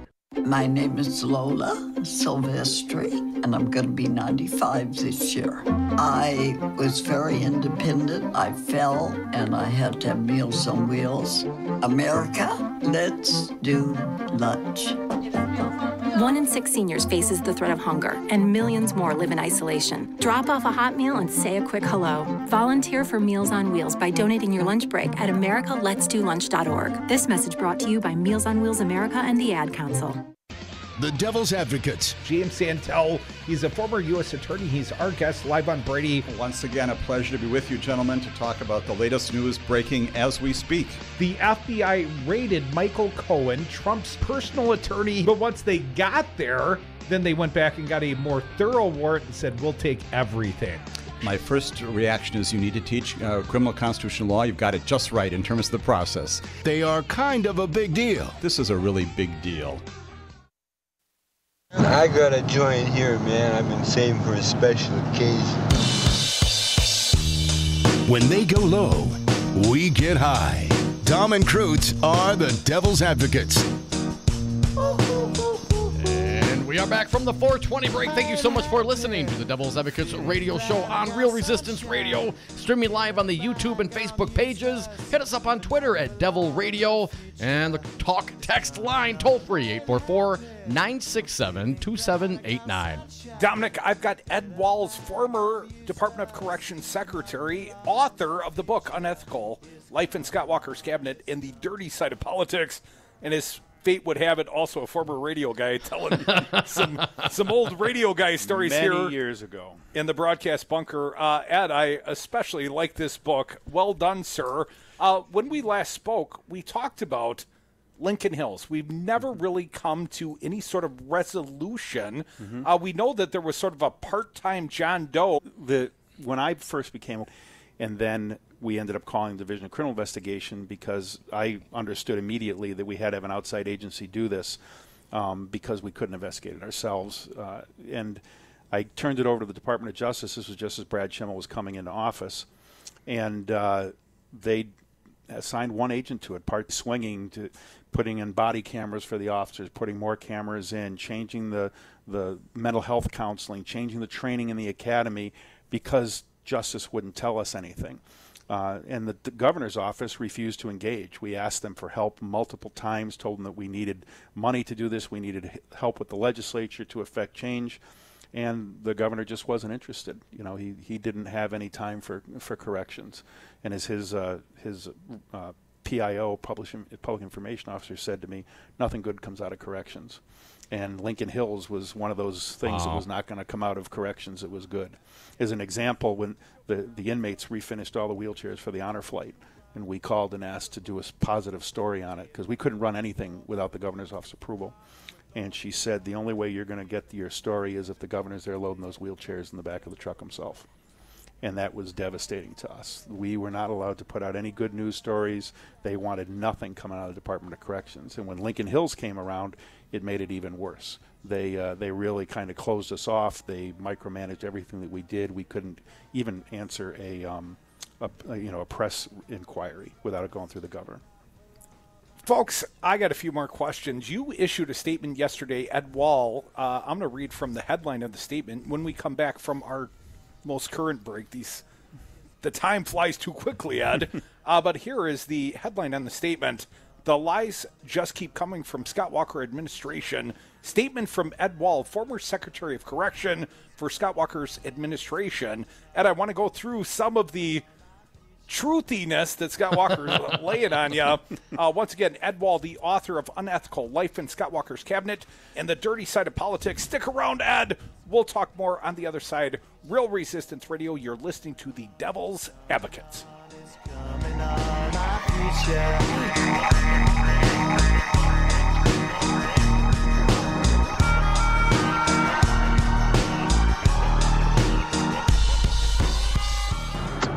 Talk it out, man. Kind of grabs you by the boo-boo, don't it? 5 your local single-source IT solutions provider, specializing in cloud technology, consulting, servers, networks, and hosting. We manage your IT so you can focus on running your business. Enjoy technology. Enjoy 59s.com. I'm jumping in with my clothes on. Most party fouls are pretty dumb, but if you decide to drink and drive underage, you could lose your license and your freedom. Learn more at ultimatepartyfoul.org. Brought to you by the National Highway Traffic Safety Administration and the Ad Council.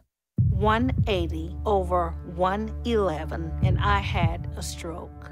I couldn't speak or walk. 150 over 90, and I had a stroke. This is what high blood pressure sounds like. You might not feel its symptoms, but the results from a stroke are far from silent. Get back on your treatment plan or talk with your doctor to create a plan that works for you. Go to loweryourhbp.org. Head to toe, everything's changed. Brought to you by the American Stroke Association, American Medical Association. You are listening to 1510 AM WRRD Waukesha, Milwaukee, and 1580 AM WTTN Columbus, Wisconsin's Resistance Radio Network.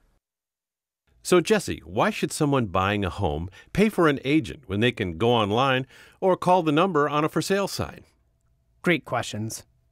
First of all, never call the number on a sign to see a home. That's the seller's agent, and they don't represent your interests.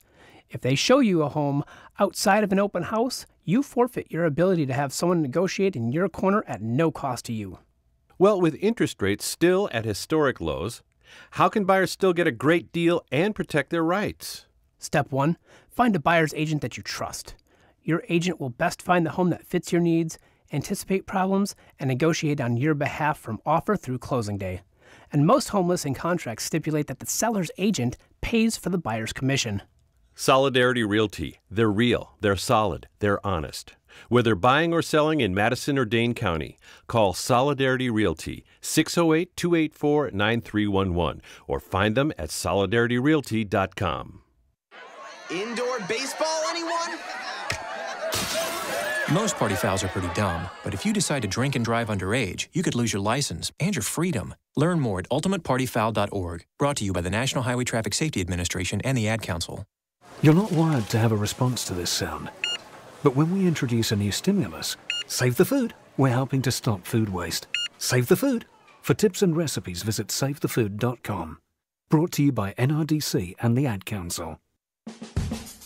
The Resistance is live 7 days a week here on Real Resistance Radio. Tune in Sundays for Meet the Press with Chuck Todd from 11 a.m. to noon.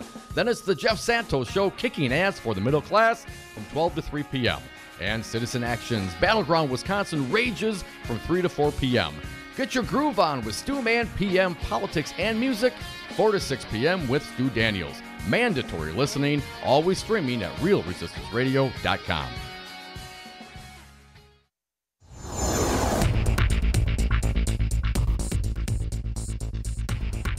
For Real Resistance Radio, I'm Stu Daniels with your headlines. Republican Senate candidate Leah Vukmir's campaign has hired the former communications director for Scott Pruitt, who served as EPA administrator until he resigned in July after several months of ethical controversies. And the Brewers scored 4 runs in the first inning, but still lost to the Reds last night 9-7. They'll play Game 3 of that 3-game series today at Miller Park. Outside today, sunshine, temperatures in the mid-70s, clear skies tonight, lows in the upper 50s. Tomorrow, sunshine, highs around 80 degrees. And then for Friday, rain likely with highs around 70. You're listening to Real Resistance Radio.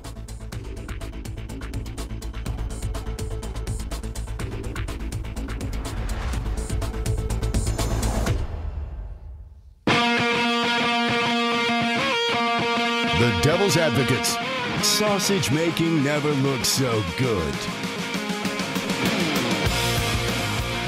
Welcome back to the Devil's Advocates radio show. Got a fine guest in the broadcast bunker. He is Ed Walls, a former Department of Corrections secretary. Got to think about this, Ed. And also the author of a fine book, Unethical: Life in Scott Walker's Cabinet in the Dirty Side of Politics. And I may or may not have a copy for you as well, Dom. Come on, man.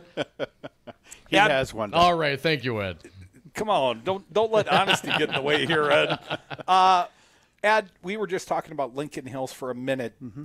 There's never been resolution. There's never been a formalized report into the investigation. We know that Brad Schimmel made it a part-time endeavor. You've perhaps described it as a cover-up, an intentional oversight, if you will. Mm-hmm. Can we ever expect resolution? We got, what, $20 million in civil forfeitures, or at least settlements. Ed, what about criminal charges? Do you expect any criminal charges will arise from this Lincoln Hills fiasco? Well, Brad Schimmel started the investigation. They ran it for a year before they turned it over to the feds. I was never interviewed on it. None of my executive staff were interviewed on it. We don't know what they had. Schimmel's made a big thing of saying how many reports have been written and how many interviews were done. Problem was they were all done in the last 2 months before they handed it off after a kid got hurt. That was one of the problems. But they sent it over to the federal government intending to have it get buried. Nothing ever moves quick over there, and as you'll notice now, this started in 2014. They came in 2015. We're going to be in 2019 pretty soon, and they still haven't gotten a resolution on it. So I don't think they have any intention of it. Brad Schimmel investigated it for a year and couldn't come up with a single charge to charge anybody. Ed, I got to ask you, I got a statement from your publicist. I read the headline. I'll read it again. The lies just keep coming from Scott Walker's administration. Statement from Ed Wall, former Secretary of Correction for Scott Walker's administration. Now, I'm going to quiz you, Ed. Number one, apparently the Walker administration has accused you of being a liar. You say in your statement, I have never lied or misled the administration or the public. Ed, you perceive yourself as an honest sort. I do. And Brad Schimmel came out actually and made the comment that I was fired for being dishonest, and that was not it at all. Brad Schimmel fired me. I had sent the chief of staff my draft appeal of his illegal transfer of me. So it was not like I was destroying the Magruder tapes. This was simply my appeal document that really nobody else would care about, and I asked them to read it and they could destroy it because it was a draft, and it was changed subsequently probably 20 times after that one. So that's just more the way Schimmel works. He makes misleading and tries to color people with comments that he makes and then scurries off as if the truth really didn't matter. Ed, do you think the media in the state of Wisconsin have done a good job of bringing your point of view on this issue? I mean, I know Brad Schimmel's point of view is you're a dishonest man, but I've yet to hear your point of view except on this program, sir. No, that's the picture that they wanted out there. I think that Schimmel and Walker needed a scapegoat for Lincoln Hills. They both knew that I had been constantly nagging them about putting investigative resources to it, having the governor interact on it, getting to at least talk with the legislature so that we could get laws passed so that we could make some changes. I wanted to reopen a facility down in the Milwaukee area. And ultimately, after they settled an $18 million lawsuit roughly, they went with the plan that I had given them back in summer of 2015, which was basically on the Missouri model of having multiple juvenile facilities around the state. They would never admit that, but that was the case. Better to blame it on Evan Goyke than Ed Wall? Yeah. Evan Goyke's a good man, and Evan and I had talked about the Missouri model, and that was the way that I thought they should go. You talk about the public record as the Attorney General refers to it, ending your career. And you have made this point. It was simply your own personal appeal document, nothing more. I outlined the Attorney General's violations of state law, state policy, and abuse of authority. Well, I don't hear Brad Schimmel talking about that much.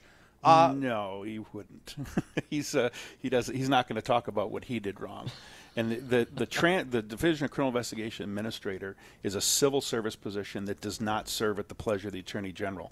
It's a full-time law enforcement position, and it's designed to be independent by nature because you could be tasked with investigating politicians or even the Attorney General. During the caucus scandals, Peg Lautenschlager was firewalled from us. She could have nothing to do with it. And there's a real good reason for having that. Brad Schimmel, and to some extent J.B. Van Hollen, they saw it as their ability to just fire whoever's in there and put, quote-unquote, their guy. Now, I'm going to be releasing more records on my website, unethicalbook.com, including the unpublished chapter, which goes into the employment fight, and then documents about the depositions of the Deputy Attorney General, his third in charge, and the Governor's Chief of Staff. I'll be posting those in the weeks to come for people to go in and read it and see it. But they wanted to look for somebody to paint dirty in this, and unfortunately it was them and not me. Ed, you accuse the current Attorney General, Brad Schimmel, of blatantly violating the open records law twice in That's attempting correct. to affect public opinion in terminating you to make room for his friend and transition director. My bad. I'm sorry. I can't read aloud today, apparently. To take the position at the Department of Criminal Investigation. Correct. That was the job you had restorative Rights to. And we Right. talked about that on your last appearance.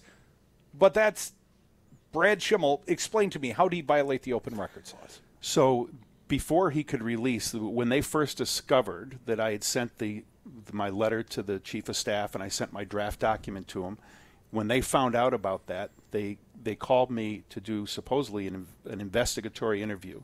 That interview consisted of, did you send a letter and a document to the Chief of Staff? I said yes. That was the whole investigation. And then they proceeded to move forward with termination. And I said, well, what do you mean termination? I said, the letter was a letter from me to him, and it had a draft document in it, and those were my personal feelings. I could express that, and they twisted that to say that I was encouraging him to evade the public records law. But what Schimmel did is he took the document, the letter and the draft appeal, and he released it to the press immediately. And while I was still in Florida, the day after I had found out that they were investigating it, and by law, he was supposed to contact me, ask if I had any objections, and if I did, I would follow it with the court before they released it. But beyond that, the state law says you will not release any information pertaining to a disciplinary investigation until the investigation is complete. I hadn't even been back to Wisconsin to go to a pre-disciplinary hearing. That's unless it's politically convenient. Exactly. So he violated the law in both of those respects twice, blatantly, and they admitted it in deposition that they did. And yet they fired me saying that I gave somebody a draft document and told them feel free to shred it. And my question always was, okay, you had two people who actually did violate the open records law. What was the investigation and when did you fire them? Because I'm the only state employee that's ever been fired for something to deal with open records. And this was just a roundabout way for Schimmel to get his friend into my position. Folks, you're listening to the Devil's Advocate's Ed Wall, the voice you're hearing with me in the broadcast bunker. He has recently written Unethical Life in Scott Walker's Cabinet and the Dirty Side of Politics. Ed, I want to make sure we get through this list, your refuting of Scott Walker. You state here, sir, in highlight number 5, you requested additional resources and support for the Department of Corrections for many years. Did the Walker administration ever answer? Their answer was to cut our budget every time that we came forward with a budget, regardless of the safety issues we raised.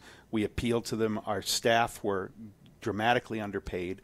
The counties were paying more than we were, and then Standards and Training, which is run by the Attorney General, they decided that they would let the counties accept Department of Corrections trained staff without having to go through the technical college certification. So essentially what they did is they set it up so that we would spend thousands of dollars training people through a 2-month academy, and they would leave the academy and go right to a county for a $3 an hour raise. And it was killing us. The overtime in the Department of Corrections this past year was $42 million. And people don't think about the overtime, that we deal with, but those people are getting worked to death. They're in mandatory overtime constantly. And as I told the governor, I said, when you look at this, you've got to keep some things in mind. If the Packers go to the playoffs, my overtime is going to be $1 million that night, just for that one game. If they go to the Super Bowl, it's going to be $2 million. So they don't consider the cost of it, and instead of letting us hire people at a reasonable rate of pay, they would rather just pay for the overtime because they don't have to pay fringe benefits and all with that. So they would tell us just pay the overtime. Meanwhile, we've got people, working 50, 60, 70, 80 hours a week because in mandatory overtime that they would get forced into. Now, Ed, you make the statement you resigned from your position at the request of the Walker administration. You say they were looking for scapegoats. You became the scapegoat. That's correct. I had constantly brought up the pay, and I heard from somebody in the administration after I left, you wouldn't back off on keep asking for pay, and that's not what Scott Walker wants to hear. Scott Walker didn't want to hear that he needed to give money to state employees, and that was a sore spot with them. They wanted to change the story, and when I was bought in, they told me he's not able to raise money. He's having trouble raising money, and this story won't get off the front page of the paper. And we think that we should be looking at a change down the road. And I said, well, does that change involve me leaving? And they kind of shrugged. And I said, well, I'll do you a favor. I'll resign now and go back to Department of Justice because the deputy administrator position was open, and my deputy could go back to his position. Oh, wait, we don't want you to leave yet.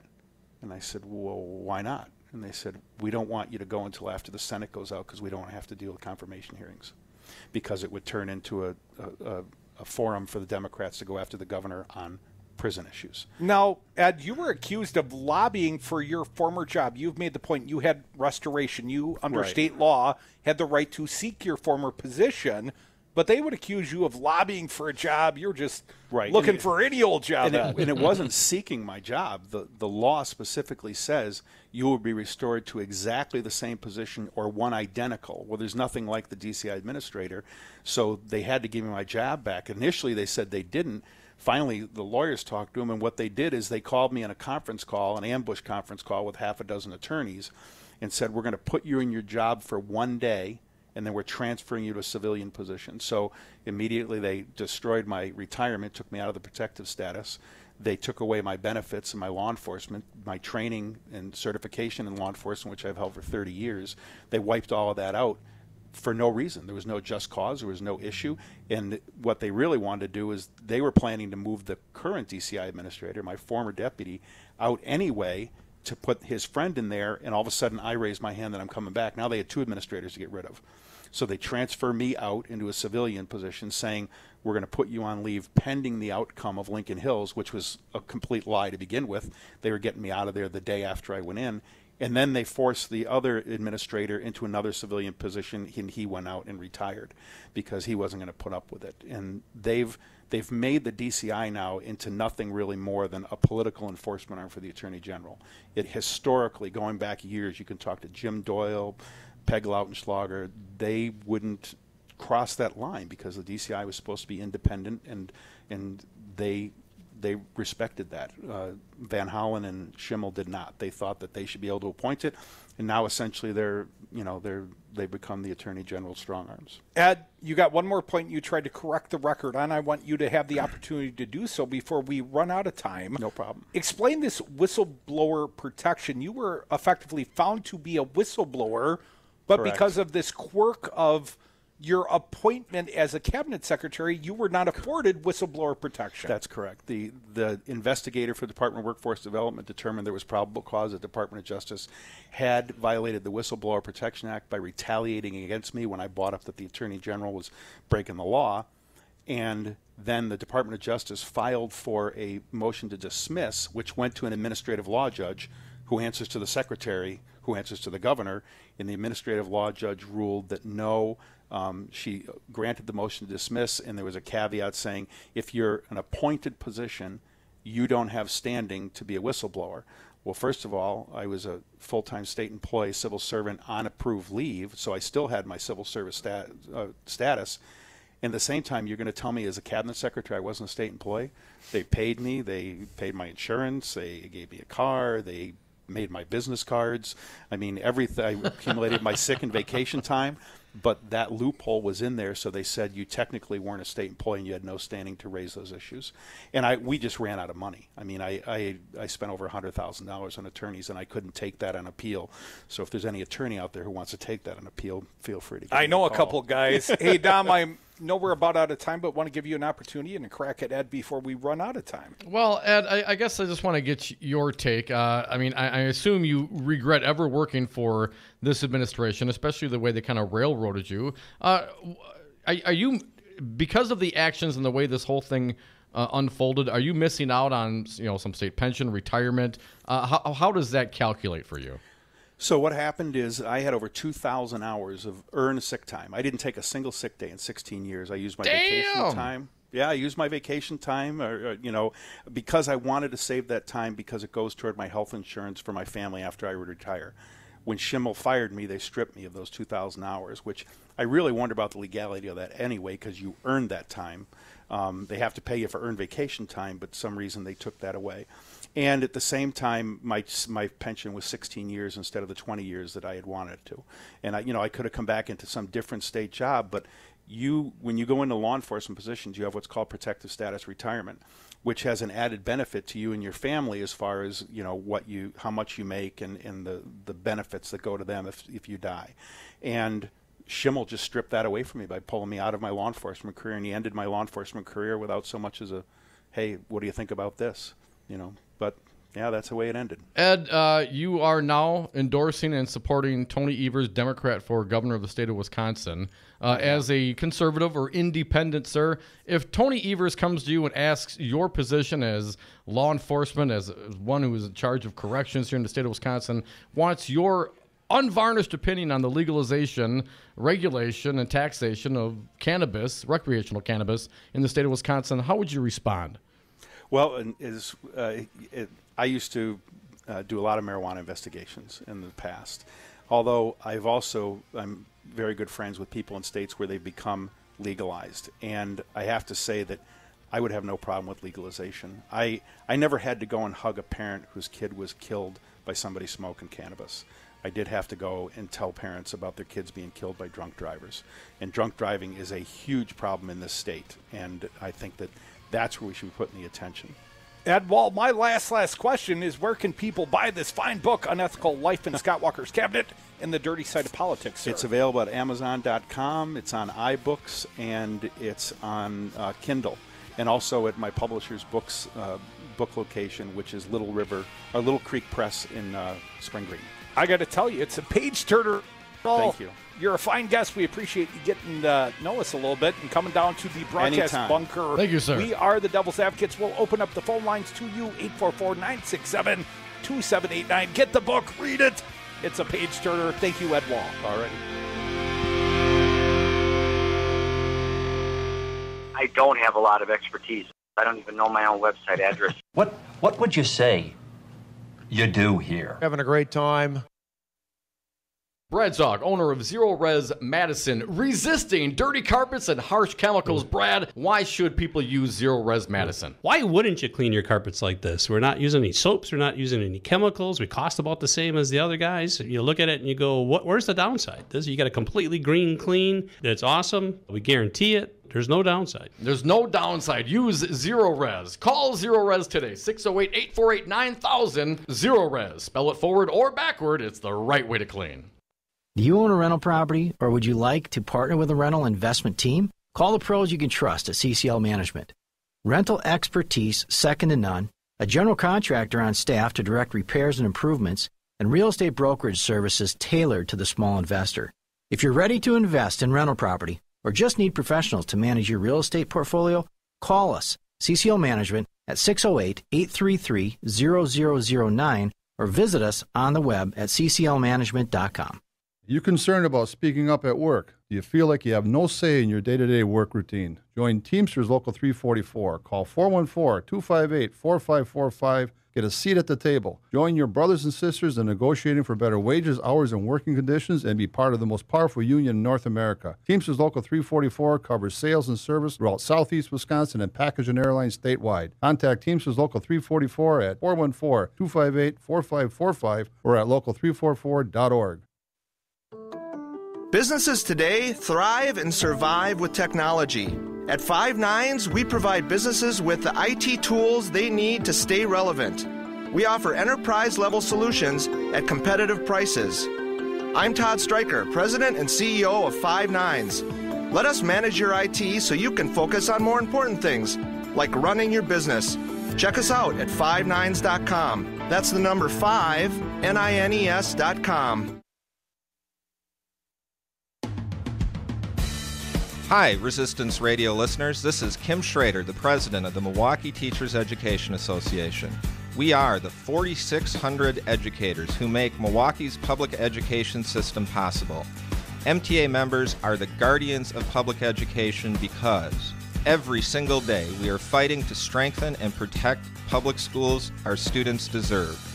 MTA educators are leading the fight in Milwaukee Public Schools for smaller class sizes, more recess, physical education, art, and music opportunities for every child in MPS. MTA educators are the champions for healthier school meals, positive discipline practices, equitable schools, and schools that partner with parents. MTA members are the guardians of public education, and we are proud to teach all children, regardless of their zip code. To learn more, follow us on Facebook at the Milwaukee Teachers Education Association. Driving means freedom, exploration, fun, pride, flexibility, travel, protection, ability, friendship, excitement, escape, independence. Distracted driving means danger, recklessness, irresponsible, chaos, police, devastation, injury, death. Safe driving means staying alert and staying alive. Visit StopTextStopWrecks.org, a message brought to you by the National Highway Traffic Safety Administration, Project Yellow Light, Noise, and the Ad Council. The Forum, hosted by Sherwin Hughes, exclusively on Real Resistance Radio. Call in live at 844-967-2789 and give your thoughts, feelings, and opinions on local and national topics. Monday through Friday from 8 a.m. until 11 a.m. It will not be what you expect to hear, but we will definitely give you what you need to know. That's the forum hosted by Sherwin Hughes on Real Resistance Radio. Always streaming live on realresistanceradio.com.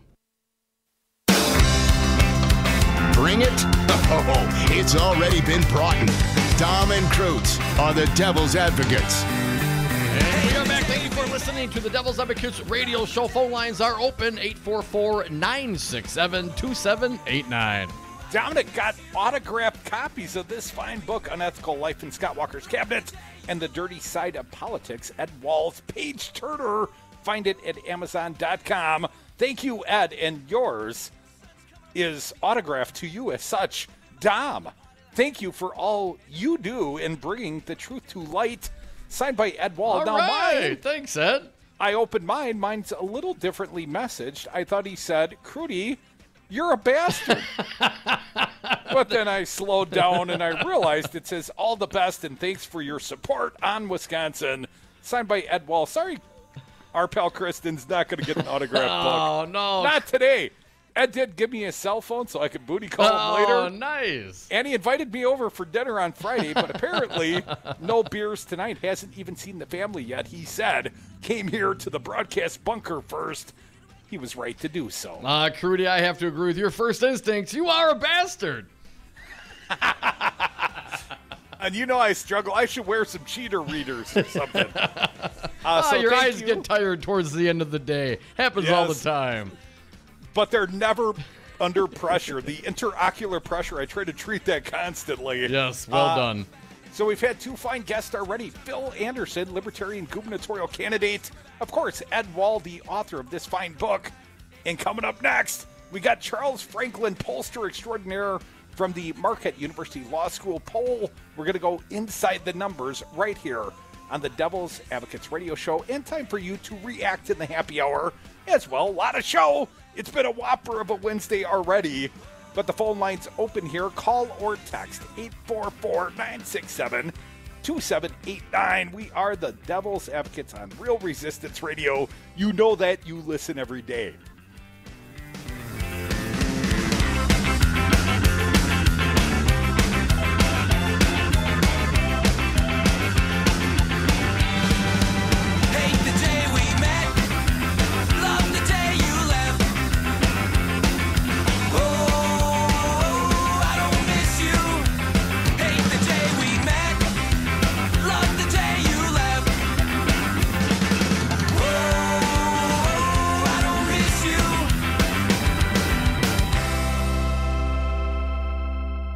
And I'll tell you why I can't put up with you people, because you're bastard people. I'm Andy Buck, Field Representative with Painters and Allied Trades of Wisconsin. It's an issue that brings constant challenges for building contractors. How to find qualified painters, glazers, and drywall finishers. IUPAT knows what you want. A professional job performed by skilled workers who care about safety, training, and finishing strong. Workers who are reliable and ready on demand. Let IUPAT provide the people power that you need. You'll feel confident the job is finished right. Connect at IUPATDC7.com and finish strong. Have a drink at Regano's Roman Coin. This neighborhood corner tavern is as classic as the street it occupies. Family owned and operated since 1966, Regano's Roman Coin is located in a former Pabst Tide House on historic Brady Street, serving an array of craft beers with a focus on Wisconsin breweries. Also, weekly drink specials, trivia on Wednesdays, seasonal sporting events, parties hosted for all occasions, and pet friendly. Open 11 a.m. Tuesday through Friday, 10 a.m. Saturday and Sunday, closed on Monday. Regano's Roman Coin, Milwaukee's pet friendly, cash only order and classic corner tavern. 180 over 111, and I had a stroke. I couldn't speak or walk. This is high blood pressure. Get back on your plan. Go to loweryourhbp.org. Brought to you by the American Stroke Association, American Medical Association, and the Ad Council. Donna from Louisiana. The storm just hit, and we went from donating to the food bank to needing it. Hunger is a story we can end. End it at feedingamerica.org. Brought to you by Feeding America and the Ad Council.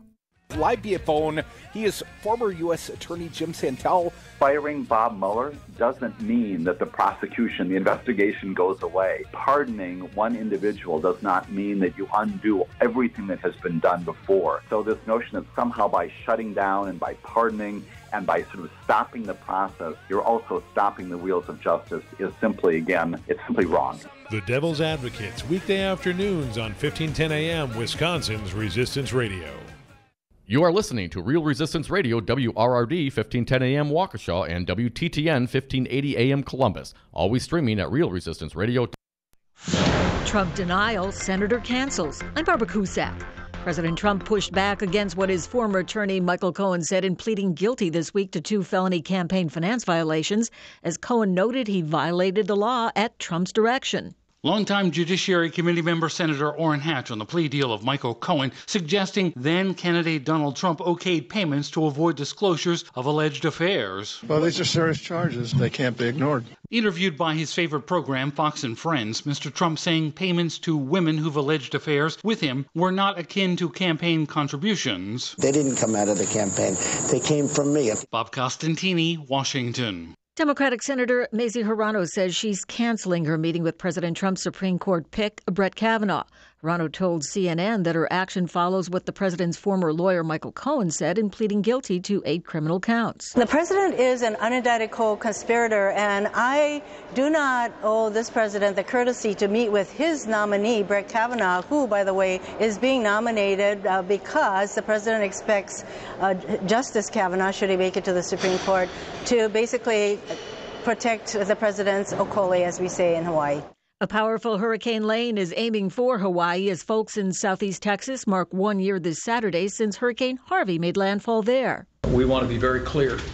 Hurricane Lane is a dangerous storm. The vice president asked residents of Hawaii to be on alert as Lane approaches with winds in excess of 150 miles per hour. In front of Texas leaders who were in the midst of tragedy a year ago, Pence asked for prayer. State officials in Hawaii encouraging residents to stock up on food and water. I'm Clayton Neville. The Democratic National Committee says it stopped an attempt to hack its database that houses information on millions of voters nationwide. A party official says DNC contractors notified the party yesterday of an apparent hacking attempt, and the committee notified law enforcement. I'm Barbara Cusack. So, Jesse, why should someone buying a home pay for an agent when they can go online or call the number on a for sale sign? Great questions.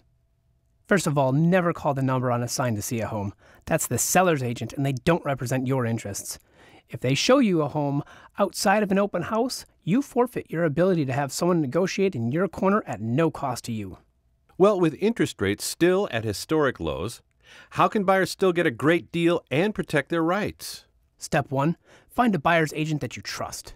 Your agent will best find the home that fits your needs, anticipate problems, and negotiate on your behalf from offer through closing day. And most home listing contracts stipulate that the seller's agent pays for the buyer's commission. Solidarity Realty. They're real, they're solid, they're honest. Whether buying or selling in Madison or Dane County, call Solidarity Realty, 608-284-9311, or find them at solidarityrealty.com.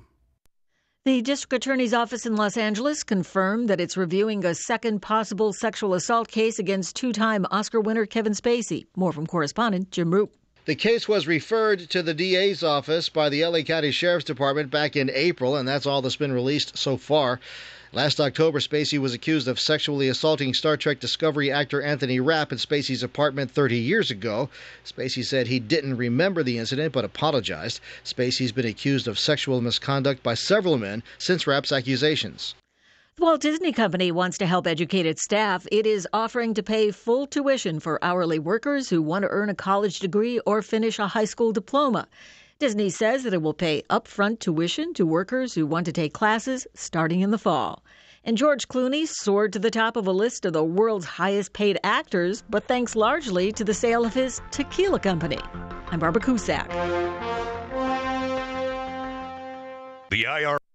On marijuana, unfortunately, as a public health issue and a public safety issue, I've opposed that. Dr. Sanjay Gupta, how can medical marijuana help those addicted to opioids? There's 3 big things. There's clear consensus now that cannabis can treat pain. That is not an opinion. That is a consensus conclusion by big scientific bodies like the National Academy of Science. We also know that it can help treat the withdrawal symptoms of opioids. People, they don't want to be on them anymore. They want to quit, but they develop the terrible withdrawal symptoms. And now we have evidence that it can actually help heal the part of the brain that is diseased in someone who's an opioid addict. If you had to start from scratch and design a substance to help lead us out of the opioid epidemic, like in a lab, it would probably look very much like cannabis.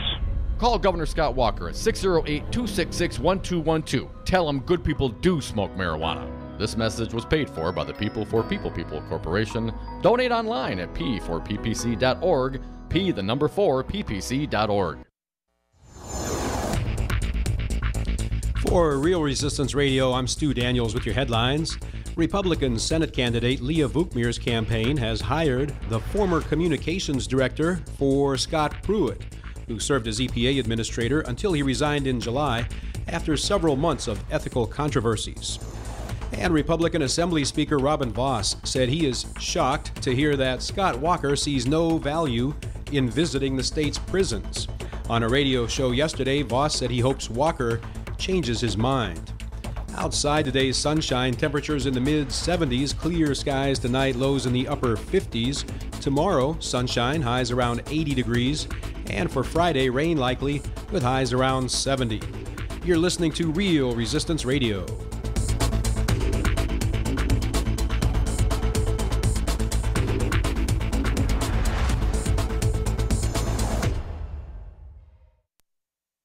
The following program is a presentation of DC Communications, LLC. Warning, you are about to listen to the greatest radio show ever. And due to contractual obligations and to shield our airwaves corporate licensees from any semblance of liability, responsibility, and gullibility, we must tell you the views represented on this show are not necessarily those of this station or its management. This radio show contains differing points of view on current political topics, and due to the nature of its contents, it should be heard by everyone. Thank you for listening. 3, 2, 1. Now live from the heart of liberal Wisconsin, where the political party is just beginning, welcome to the Devil's Advocate Show. Best friends proving it's never personal, only politics. Please allow me to introduce myself. Now here are your hosts, Dom and Crute. Welcome back to the Devil's Advocates Radio Show. Dominic, we are sliding into the 5 o'clock happy hour. And I'm nearly giddy. I'm not just happy. We got a fine guest. He is pollster extraordinaire Charles Franklin. He's our buddy, and that means a new Marquette University Law School poll has dropped. Charles, welcome back to the big show. Good to be here. Thank you, sir. Charles, anything I can do to make you guys happy, I'm pleased with. Well, you asked some good questions this time. We're really excited to get to it. Charles, I think perhaps, though, sir, you've buried the lead. The legalized marijuana question, that should be front and center. Charles, apparently the Badger State is ready for legalization. What did your polling find on that very important priority for this little radio program? Well, support has popped up here. As it's been moving up in the nation as a whole, the question we asked is, should marijuana be completely legal and regulated like alcohol? 61% yes, 39% no. A shade up from 2 years ago when it was 59-38. And up a fair bit when it was roughly balanced 50-50 in 2012 and 13. Yeah, that is a shift. Now let's talk about the important tickets. Others might find them important.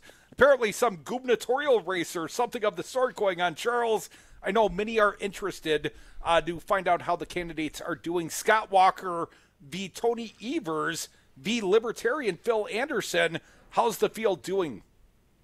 Well, it's a dead heat at the top of the ticket. 36 for Evers, 46 for Evers, 46 for Walker, and 6 for Phil Anderson, the Libertarian. This is a bit tighter than we saw it in June when we had Walker ahead by 4. Also, this is the first time we're looking at likely voters. When we switch to registered, Walker has a slight edge by 2. So likely voters tightens that up to exactly a dead heat. We also see a tighter race on the Senate when you look at likely voters. I think that's showing us that likely voters who pay more attention than average to politics know a bit more about the challengers. So it actually helps both the the Republican Vukmir and the Democratic Evers to make their races a little more competitive than when we're looking at all registered voters. And any surprise at all of the strength, the 6 or 7%, depending upon the metric? Phil Anderson, the Libertarian, any surprise there? Yeah, I don't know how that will hold up. I think we've seen Libertarians. Always the question is, can a third party build that support going into the November election, or does it start to dissipate? On average, votes can make a difference in terms of which of the other two parties tip the balance. Well, I always like to kid our Libertarian friends. They're the true 1.5%ers. Got to ask you, the president. Well, he's still underwater, 44-51. The big news there is that 87% of Republicans still approve of the job he's doing. Wow, 87%? 87. So that leaves 93% of Democrats who don't. And the more important issue, I think, is actually among independents, who could be an important element tipping the balance in this election year. And independents on approval are 41 approve, 52 disapprove. So they have not moved towards Trump, even as Republicans really have. We got roughly the same number of Republicans and Democrats. Then independents and those that lean to a party could hold a fair bit of sway in the fall. Now let's talk about other metrics that you measured and polled Donald Trump on. The one I found interesting, or at least one of the ones I found interesting, how has Trump changed the Republican Party? Is it for the better or for the worse? And we truly... Overall, it's 26% for the better, 44% for the worse, and 23% say he hasn't really changed the party. But among Republicans, it's 55 better, 11. There's quite a gap between those two things. And I think it bears watching going forward of, is this a sign that there are some cracks from the Republican perspective? And what about the independents' perception on that very same question? Do independents think the Republicans are better or worse? They definitely think it's worse. 20% better, 44% worse.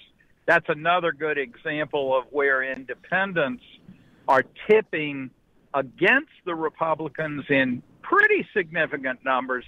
That's not true of every single question we asked, but it's true of enough of them to make it look like independents are turning in this midterm away from Trump. It remains to be seen if they're going to turn away from, some of the other state-level candidates. That's a different issue. But when it comes to Trump, independents are pretty negative about him. You're listening to the Devil's Advocates radio show on Real Resistance Radio. Charles Franklin, he's the director of the Marquette University Law School poll, and he joins us. Charles, let's talk about some of those state candidates. Governor Scott Walker, approval rating, what did you find? Well, his approval rating is just a little bit net positive. It's 48-45, approved, disapproved. It was 47-45 last month. The main thing is that in 2015 and 16, his approval was down in the 30s, but it has now come back up into the upper 40s. It's not over 50 yet. And his net approval over the last three polls has been a point or two net positive after being tied earlier in the year and last year, and then very much underwater in 16 and 15. And Charles, of course, U.S. Senate race Tammy Baldwin versus Republican Leah Vukmir. This seems to be getting tight. What'd you find out? Yeah, this is really interesting. So we're coming in, we were in the field starting the day after the primary, which Vukmir and Evers had obviously just won.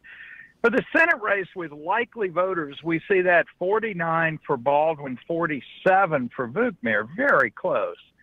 But if you look at registered voters, which is a bigger group, it's 51 Baldwin, 43 Vukmir. So an 8-point difference with registered and just a 2-point with likely. That really makes it look like the likely voters are a group that maybe has formed a different opinion of Vukmir or a better opinion, or maybe they just know her better. But whereas in the governor's race, there's not much difference between registered and likely, in the Senate race, there's really quite a substantial gap. That may mean that if some of those registered voters tune in and become likely voters, we might see the gap expand between the two. On the other hand, if it really is getting to know the candidates, then we might see this continue to be a close race. And on that particular polling, are we looking at a margin of error of 4 percentage points, Charles? Yes, we are. Right. It's 4.5 with the likely voters. So when you're talking about dead ties and 2-point differences, kind of goes without saying that all of these are inside the margin of error for the likely voter results. Another one, Charles, I thought interesting, again, given our background here as political talk guys, the state of political conversations here in the state of Wisconsin, registered voters, how often they talk with politics with family and friends and in the workplace. What'd you find out? Are people engaged? People are engaged. When it comes to family and friends, over 40% say that they talk to family or friends more than once a week, and another 24% say they talk at least once a week. So that's 2/3 having conversations with family and friends. But the contrast with coworkers is enormous. With coworkers, it's 46% never talking to coworkers about their political views. Now, maybe that's workplaces that discourage conversations, whether overtly or just tacitly. But it is a real difference. And in past research, we thought that workplaces were a place where you actually did encounter people different from you. But if half of the folks there are not having political conversations, then they're missing out on those perspectives of their coworkers. But they might not argue as much at the office that way. Well, Charles, not they a don't problem work... you guys ever. Yeah, they don't work where we work, Yeah, we still argue about it at the office, Charles. Charles, I got to ask your polled question, or at least trying to measure the enthusiasm for voting and the difference between Republicans and Democrats. Charles, how much, when you guys do this question, do you factor in the outcome of the primary? My memory, if it serves about 100,000 more Democratic votes than Republican votes, does that factor into the polling one iota, sir? Yeah. Not into the polling at all, because this is just asking people their own opinions about how enthusiastic they are. There is certainly plenty of evidence that Democrats are enthused this year with high turnout in the special elections around the state, high turnout in the primary. They were significantly more Democratic votes cast than Republican votes last week. And so there's plenty of reason to believe that Democrats are energized. On our specific question, how enthusiastic are you about voting? Democrats have been ahead on that question all year, leading by 10, then by 4, then by 7. But in this particular poll, Republicans were up by 2. Maybe that reflects a little bit of a shift. Maybe it's post-convention. Maybe it's noise. But I think the most important thing is to realize that enthusiasm is something that is malleable and it can change across an election. And so looking at enthusiasm today doesn't necessarily tell us much about where it'll be on Election Day. But having said all of that, Republicans got a little bit of a bounce in enthusiasm in this week's poll compared to last month. Charles Franklin, he is a pollster extraordinaire. A new Marquette University Law School poll has dropped. Hey, Charles, you got a few more minutes? I got a few more topics I'd like to go inside the numbers with you on, sir. Always for you guys. All right. The very gracious with his time, Charles Franklin, comeback Devil's Advocates on Real Resistance Radio. We'll go inside the numbers. We're going to talk immigration. Should we build that wall? And what are Wisconsinites' opinions of the Mueller probe? Perhaps they've changed slightly even since yesterday. That will not reflect in the polling, but we'll go inside the numbers with Charles Franklin, our fine guest, right after this short break.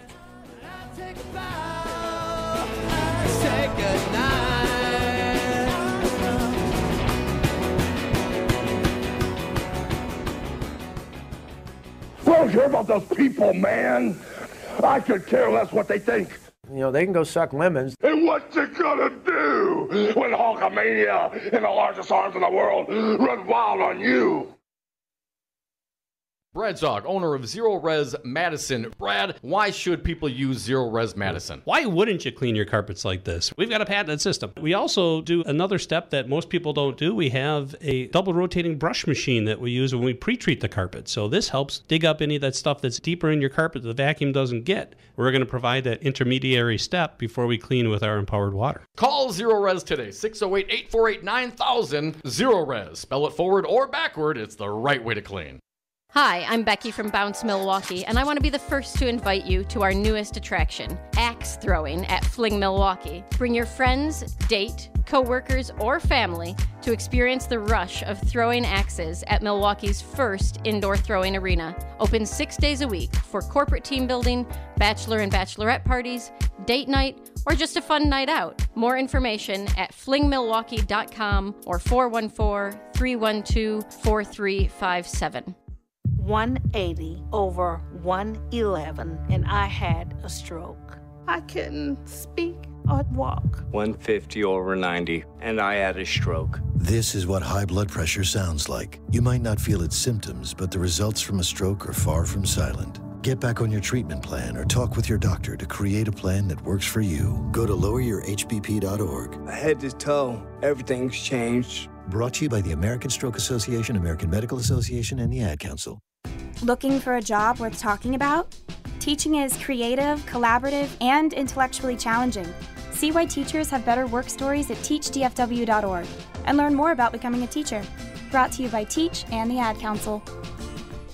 5 your local single-source IT solutions provider, specializing in cloud technology, consulting, servers, networks, and hosting. We manage your IT so you can focus on running your business. Enjoy technology. Enjoy 59s.com. Have you outgrown your house? Are you sick of apartment living? Not ready to buy but know you need to move? Hi folks, this is Tom Hartman for CCL Management in Middleton. You should consider moving up to one of the finer rental homes CCL Management represents. Unique houses and condos, always clean, most are pet friendly. Visit cclmanagement.com today to find your new home. CCL Management, Dane County's premier leasing and property management company. Call CCL Management at 833-0009. That's 833-0009 or visit cclmanagement.com today. You wanted to see me? Yes, please, have a seat. So here's the thing. When this company brought you on, we took a chance on you. You didn't have that 4-year college degree we typically look for. Right. But we gave you a shot anyway. And since then, you've worked incredibly hard and given it your all. Thanks. You've been an important asset to the team, but I don't think you can be an intern here anymore. We want to hire you. You're serious? Absolutely. Find your next great employee. Introduce yourself to the Grads of Life. Who are they? Talent worth knowing about. Young adults of unique determination and experience. An ideal fit for your company in an entry-level position, internship, or even mentorship. They might not have every qualification you typically look for, but they're exactly who your company needs. I won't let you down. I know. Don't miss out on a resource many innovative companies have already discovered. Go to gradsoflife.org to learn how to find, cultivate, and train this great pool of untapped talent. Brought to you by the Ad Council and gradsoflife.org. Josh Call, the candidate for Wisconsin Attorney General. Do you think voter ID had a suppressive effect, not on 100 voters, but on thousands of voters and perhaps tipped the election to Donald Trump? This is an issue that came up at our trial. And first of all, I should thank you guys because we actually introduced into evidence the recording of you interviewing Dale Schultz, who was talking about the passage of the voter ID law. That was one of our pieces of evidence. I would have gotten away with it too if it wasn't for those meddling devil's advocates. The Devil's Advocates. They refuse to do math on the radio. And welcome back to the Devil's Advocates radio show on Real Resistance Radio. If you miss any of this fine program, please go online at realresistanceradio.com. You can download podcasts and interviews. Dominic, got to find guest who remains with us on the phones. He is Charles Franklin Marquette University Law School poll. Charles, we had Ed Wall live in studio just an hour ago or so, sir. We talked about the prisons in the state of Wisconsin, and you polled on this topic. Lincoln Hills, by about a 3-1 margin, voters polled said they don't think Scott Walker has done enough. About 49% said they haven't heard enough about the issue to have an opinion. I think that that's probably by choice, but I'll set that aside for now, Charles.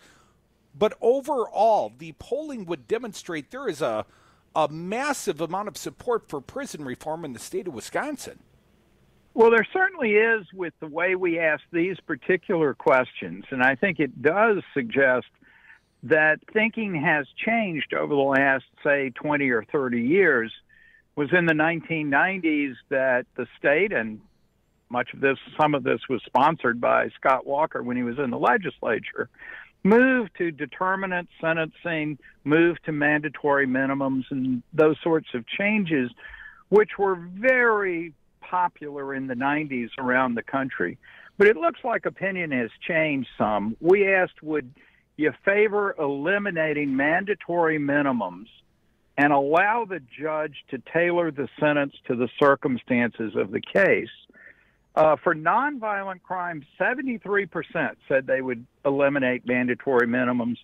And for violent crime, it was 50% that would, 40% that would not.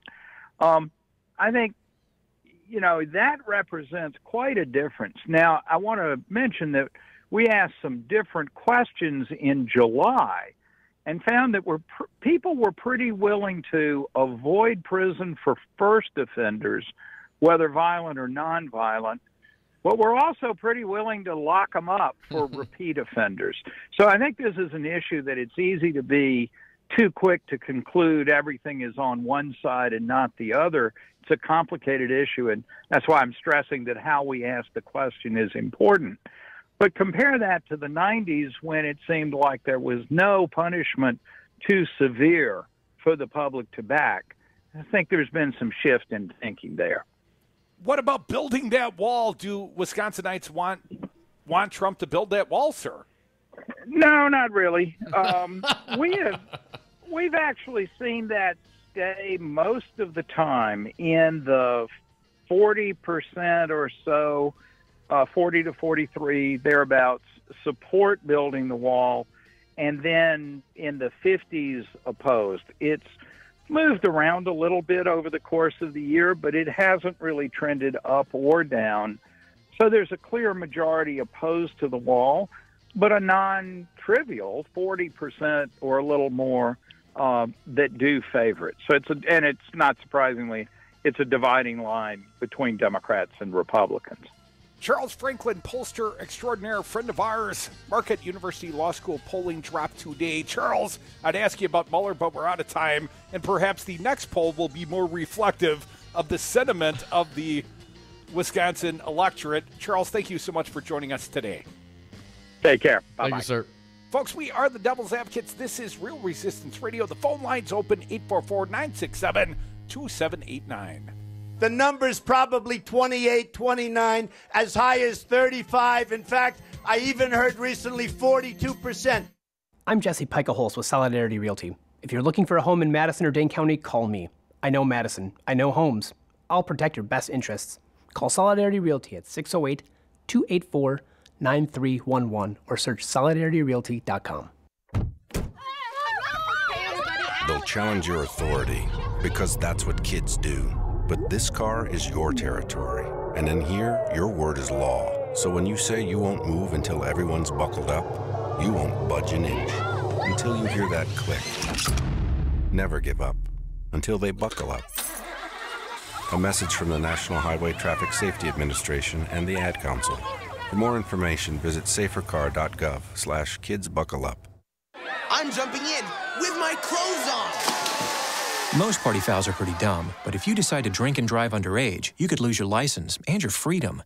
Learn more at ultimatepartyfoul.org. Brought to you by the National Highway Traffic Safety Administration and the Ad Council. Well, back in my day, we didn't build walls, we tore them down. That's why I listen to Real Resistance Radio. What's a firewall? I'm Andy Buck, Field Representative with Painters and Allied Trades of Wisconsin. It's an issue that brings constant challenges for building contractors. How to find qualified painters, glazers, and drywall finishers. IUPAT knows what you want. A professional job performed by skilled workers who care about safety, training, and finishing strong. Workers who are reliable and ready on demand. Let IUPAT provide the people power that you need. You'll feel confident the job is finished right. Connect at iupatdc7.com and finish strong. I'm afraid right now for the future of my children's generation and those to come. In this age of mass school shootings, Wisconsin Governor Scott Walker offers the same bold agenda of the National Rifle Association. Make sure you remember in your thoughts and more importantly in your prayers. While Walker offers platitudes, he blocks meaningful gun safety legislation. It's really an honor to work with the NRA, not only in my state, but across the country. And I'm proud of my A+ ranking as a governor. Walker weakened the gun laws in Wisconsin, and then he got $3.5 million worth of NRA support. There have been men and women of courage who've been willing to stand up and think more about the future of their children and their grandchildren than they thought about their own futures. Scott Walker, you are not one of them. This message was paid for by the People for People Corporation. Donate online at p4ppc.org, p4ppc.org. The Devil's Advocates. Tom Perez, chair of the Democratic National Committee. Scott Walker went on something of a Twitter storm, very Trumpian. What do you think this foretells for Scott Walker's future as the governor of the state of Wisconsin? Wisconsinites have woken up. He talked about we need an optimistic message. How can you make people feel optimistic when you take away their health care? How can you make people optimistic when you take away the right to bargain? How can you make people feel optimistic when you're gerrymandering the heck out of districts? Radio for the 99%. For Real Resistance Radio, I'm Stu Daniels with your headlines. Mexican Fiesta is this weekend at the Summerfest grounds in Milwaukee. The festival starts at noon on Friday and goes through Sunday. And the grand opening of the Bucks' new arena is this Sunday beginning at 11 a.m. and everyone is invited. There'll be a block party on the Entertainment Plaza with speeches scheduled to start at noon and free tours throughout the afternoon. Sports fans will have several new ways to enjoy a Bucks game, including a phone app that will have a beer delivered to your seat, hot dogs served on toasted buns and never wrapped in foil, and super fast Wi-Fi service. Outside today, going to be sunny with highs in the mid-70s, clear skies tonight, lows in the upper 50s, sunshine tomorrow, highs around 80. Then for Friday, rain likely with highs around 70. You're listening to Real Resistance Radio. The Devil's Advocates, where there's always time for Scott Walker bashing. Hashtag Walker bashing. I was walking down the street Back to the Devil's Advocates Radio Show. I want to thank our most recent guest, Charles Franklin, pollster extraordinaire, friend of ours, Marquette University Law School polling. It dropped today, and apparently everybody's kissing their sister, Dom. It's a dead heat. Senate race within the margin of error. Tony Evers, Scott Walker, dead heat. And Phil Anderson coming up the boot, but, you know, we still like you, Phil. We didn't get to it with Charles Crudy, but the partisan makeup of this particular sample, including those who lean to a party, 45% Republican, 43% Democrat, 11% Independent. You know, we're sampling Republicans. I know our friend Scott Ross would certainly share your thought that perhaps Charles a skosh overpulled Republicans. Let's get to the phones before we do our Walker bashing, Dom. 844-967-2789. Who's up? Wisco Paul, you are up. Happy Hump Day, my friend. What do you got for us? I wish it could be happy, but this depresses me. This poll is totally depressing. I tell you, I think Tony and Tammy need to get on your station and get their word out, because for me, the thought of 2022 with Scott Hole and 2024 with Leah is damn scary. And I don't know if there's going to be a blue wave in this state. And I'm sorry, I'm just depressed. I'll let you guys go. See ya. Oh, come on, Paul. Paul needs a hug, Crudy. I'm giving you a hug right now, Paul. Well, I would just point out, Tony Evers, before the primary was held, was leading in the Marist poll by 13. I believe there was another polling outfit, PPP Polling, had Tony up by about 7. Most recent Marquette University Law School poll, the head-to-head matchup, Tony Evers was trailing Walker by 4, and now it's a dead heat, as the Evers campaign will point out, at least amongst likely voters. And then when you factor in all registered voters, unfortunately, Scott Walker's got a modest lead within the margin of error.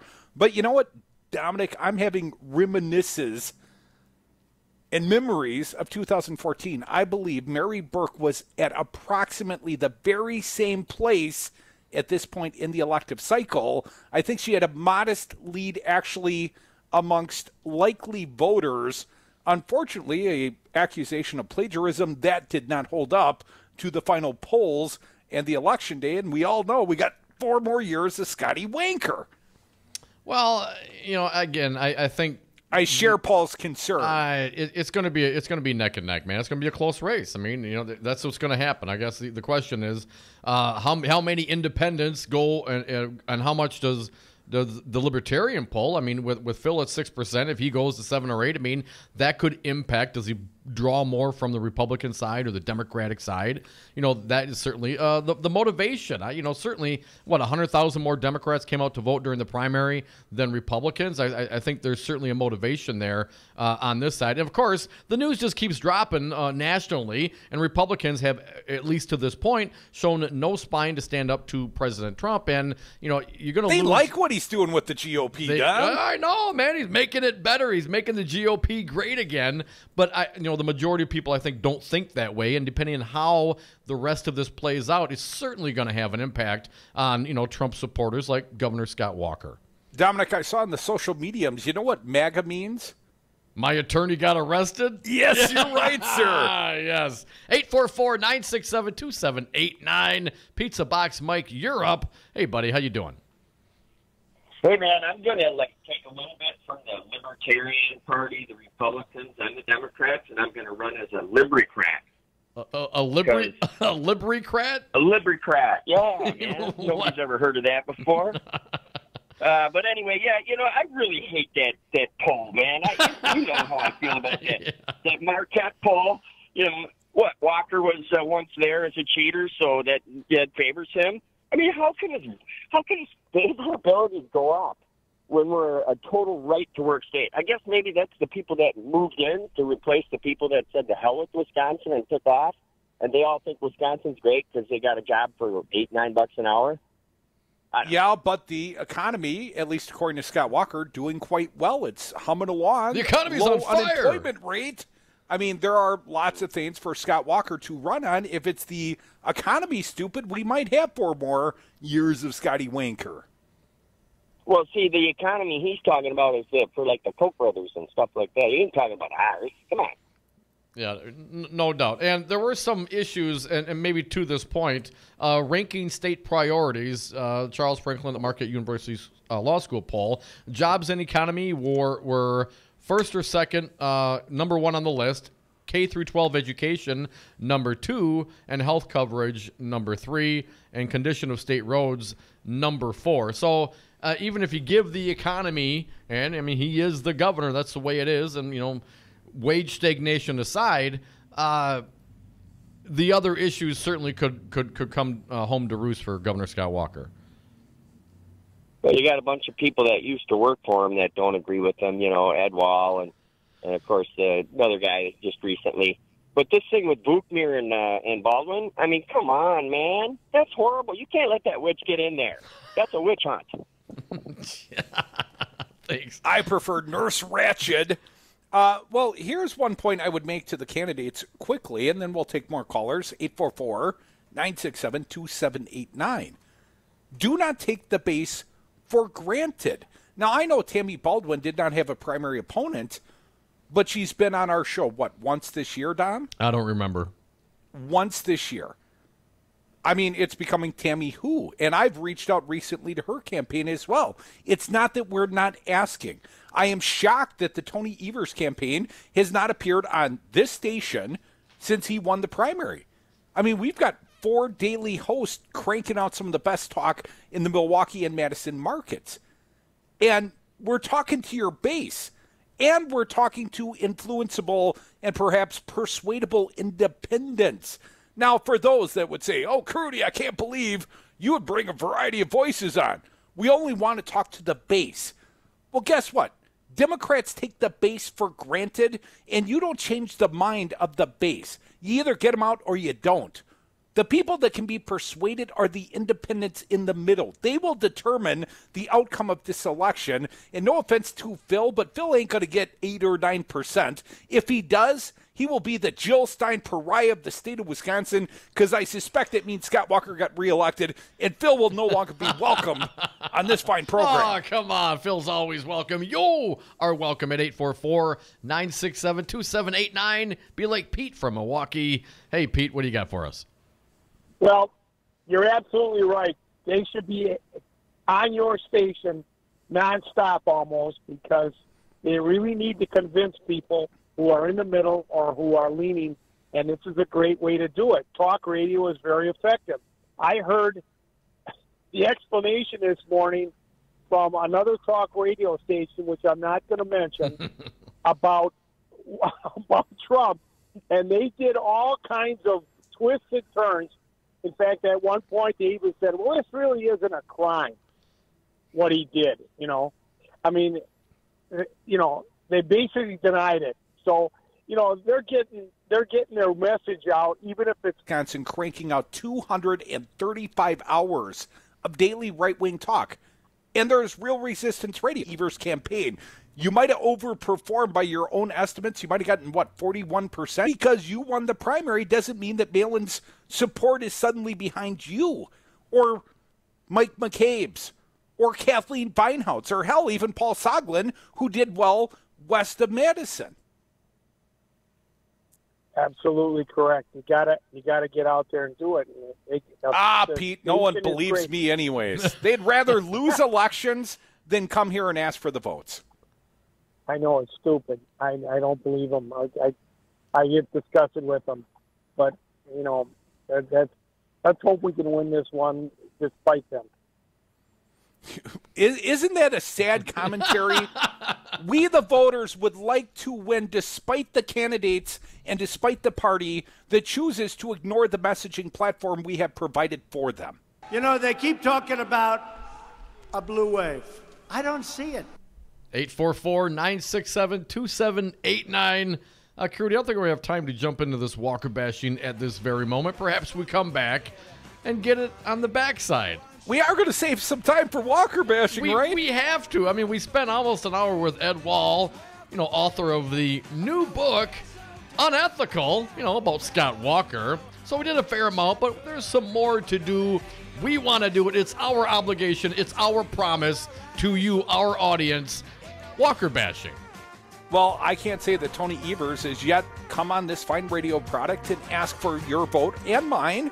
But I can tell you, Scott Walker ain't going to earn it. And Walker bashing, it is merited. It is right. It is the thing to do. And that's why we try to do it daily right here on the Devil's Advocates Radio Show, Real Resistance Radio. Come back with us. Join us on the phones, 844-967-2789. That's the political party line. But even still, I can't say much because I know we're all the same. Oh, yes, we all seek out to satisfy those thrills. You know, there ain't no rest for the wicked. Money don't grow on trees. We got bills to pay, we got mouths to feed. There ain't nothing in this world for free. I know we can't slow down, we can't hold back, though you know we wish we could. I know there ain't no rest for the wicked until we close our eyes for good. You know, they keep talking about a blue wave. I don't see it. What the hell is wrong with you people? Did you see anything? No, sir. I didn't see you playing with your dolls again. Good. See McColl's face. Join the resistance against dirty carpets. Call Zero Res Madison today for our summer special. Clean and sanitize 3 rooms for only $139. Call 608-848-9000 or schedule online at ZeroResMadison.com. Zero Res, spell it forward or backward, it's the right way to clean. Only in the forest can you see this. And this. And this. But nothing beats the moment you see that. Cool! That's your child's eyes opening up to a world of possibilities. I didn't know it could do that! Because one trip to the forest can spark a world of difference. There are some moments only the forest can inspire. Find yours at discovertheforest.org. Learn about forests near you and discover cool things to do when you go, like hiking, canoeing, fishing, or camping. Or create your own adventure with family and friends, and you might just see this. Your moment's out there. Find it at discovertheforest.org.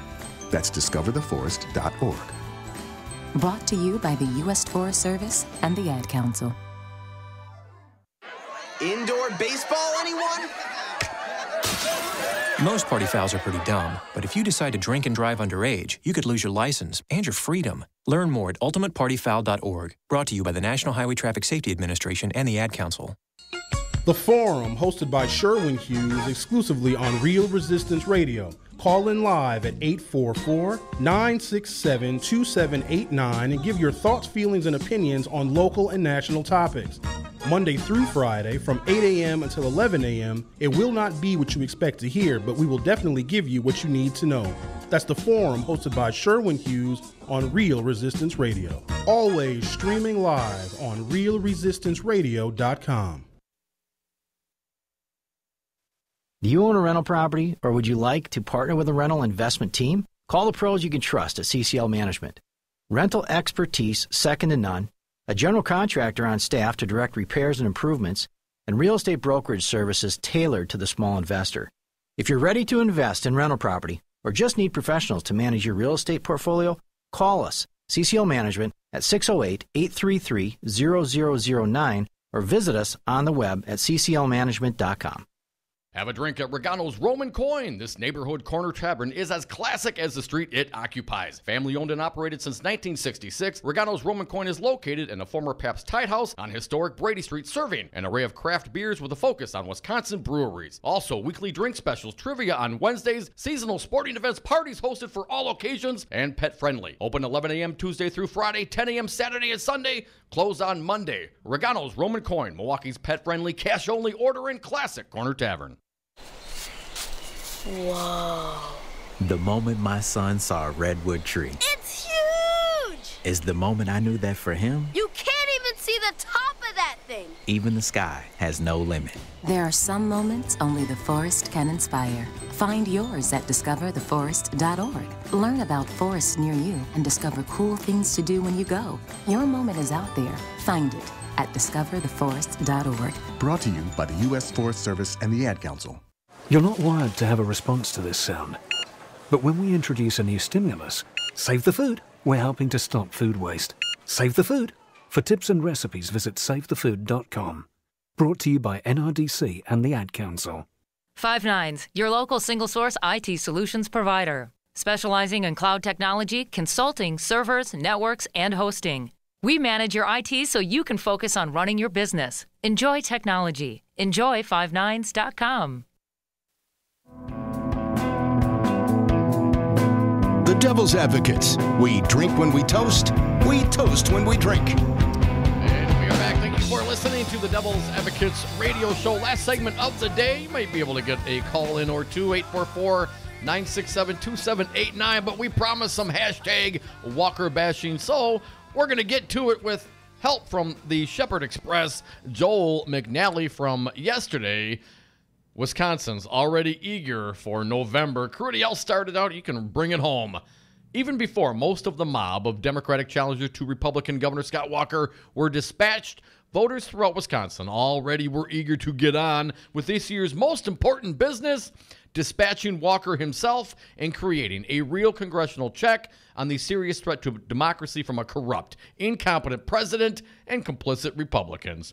Democrats nominated Tony Evers, a professional educator with the background to expose Walker's destruction of education, healthcare, and other important public services such as navigable roads. Minor details.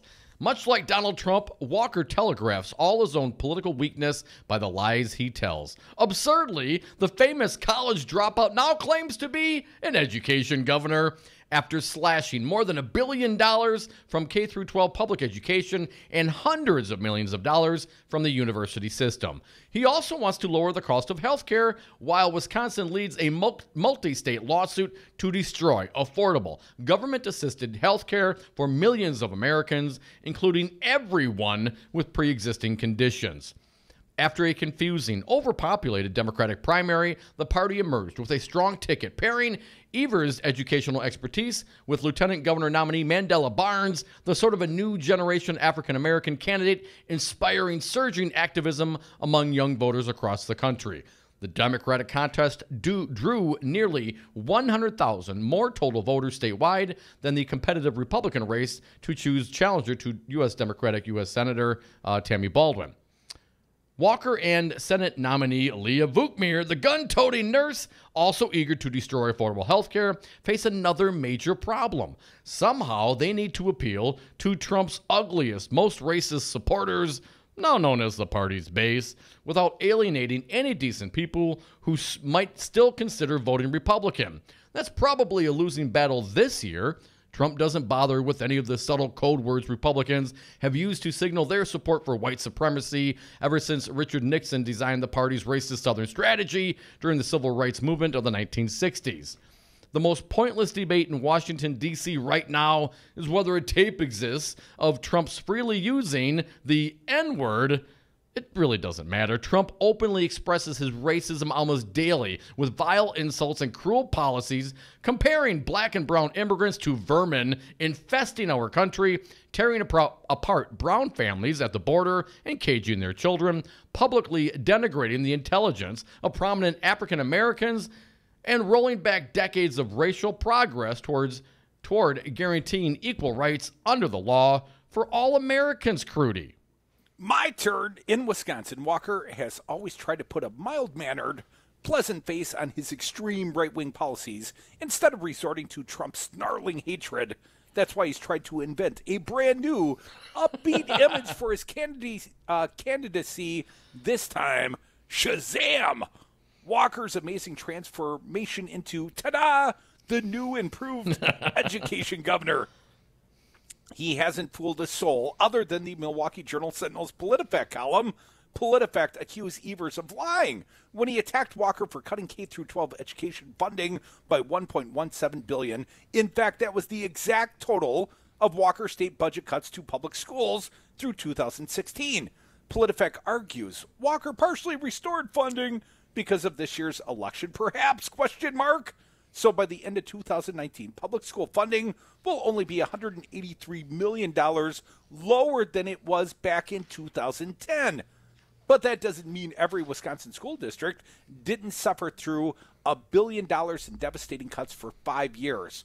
Walker already appears to be giving up on presenting a kinder, gentler image. Now he's bringing back the racist Willie Horton attacks of the first George Bush by claiming Democrats are eager to release hordes of murdering, raping black prisoners upon an unsuspecting public. Actually, a growing number of Democrats and Republicans simply want to stop wasting millions, I would say billions of dollars, and countless human lives incarcerating nonviolent drug offenders. Also, expect lurid attacks blaming Evers as state school superintendent for failing to fire a teacher who privately looked at pornography on a computer. You don't say, Dom, I bet you've done that. Never mind, that would have been illegal. No matter how many outrageous charges he makes up, Walker will never top Trump's offensive tweets and ignorant policies that will continue to roil the lives of Wisconsinites, driving large numbers of energized opponents to the polls. Trump will keep Walker and Vukmir dancing furiously by happily making himself the center of attention. When Trump promoted a boycott of Harley-Davidson, an iconic local company, Walker twisted himself into knots opposing Trump's boycott, but supporting Trump's destructive trade war that has already taken a toll on state farmers and manufacturers, including Harley. These days, Walker rarely mentions another extremely Trumpian anchor weighing down his election. That's more than $4 billion in public subsidies taxpayers throughout Wisconsin will be paying for the next quarter century to a Taiwanese billionaire owner of Foxconn in exchange for a few thousand guaranteed jobs in southeastern Wisconsin, many of which could be filled by residents of, don't even say it, Illinois. Democratic voters are eager for November. Bring it on, says Joel McNally at the Shepherd Express. Hashtag Walker Bastion. And let's, of course, not forget, doesn't he have a defense fund? Yes, Scott Walker has a legal defense fund he has never publicly disclosed. What donors actually said it was okay to put $500,000 of their money in a legal defense fund for the sitting governor of the state of Wisconsin? Doesn't everybody have one of those? Got a couple quarters under the couch. Yeah, Jeff's got Olson's phone number in my wallet. Jeff, bail me out. Help me out, brother. So, anyways, there is your Walker bashing for the day. We are right to bash him. I just hope that Tony Evers and, by extension, Tammy Baldwin, any of the Democratic candidates, and I was quite miffed by the fact I didn't see a head-to-head matchup in the Marquette polling between Josh Call and Brad Schimmel. What about the AG race? Yep. Well, perhaps next time. I don't think that will be Charles' last poll. Nobody cares what Cootie thinks anyways, but I think that Tammy Baldwin and Tony Evers and even our pal Mandela, who was on Earl's show earlier today, should come by this little radio station with a little more frequency and perhaps consider asking for Democratic votes, maybe independents, hell, even some Republicans. Thank you to all our fine guests today. They included Bill Anderson, Libertarian gubernatorial candidate, Charles Franklin, pollster extraordinaire, and of course Ed Walls, who was with me in the broadcast bunker. His new book, Unethical Life in Scott Walker's Cabinet and the Dirty Side of Politics. Buy it on Amazon. Have a great night. We are the Devil's Advocates. This was a whopper of a Wednesday. Thanks for listening. Most of all, I want to thank God. I want to thank God for his abundant grace. Win or lose, it has always been more than enough. Thank you. Nobody likes you. Everybody hates you. You're gonna lose. And yes, losers. They are losers. The Packing House Restaurant, located at 900 East Layton Avenue, offers fine dining and casual supper club style. Family owned and operated for over 40 years, the Packing House features great steaks, prime rib, and the best fish fry around.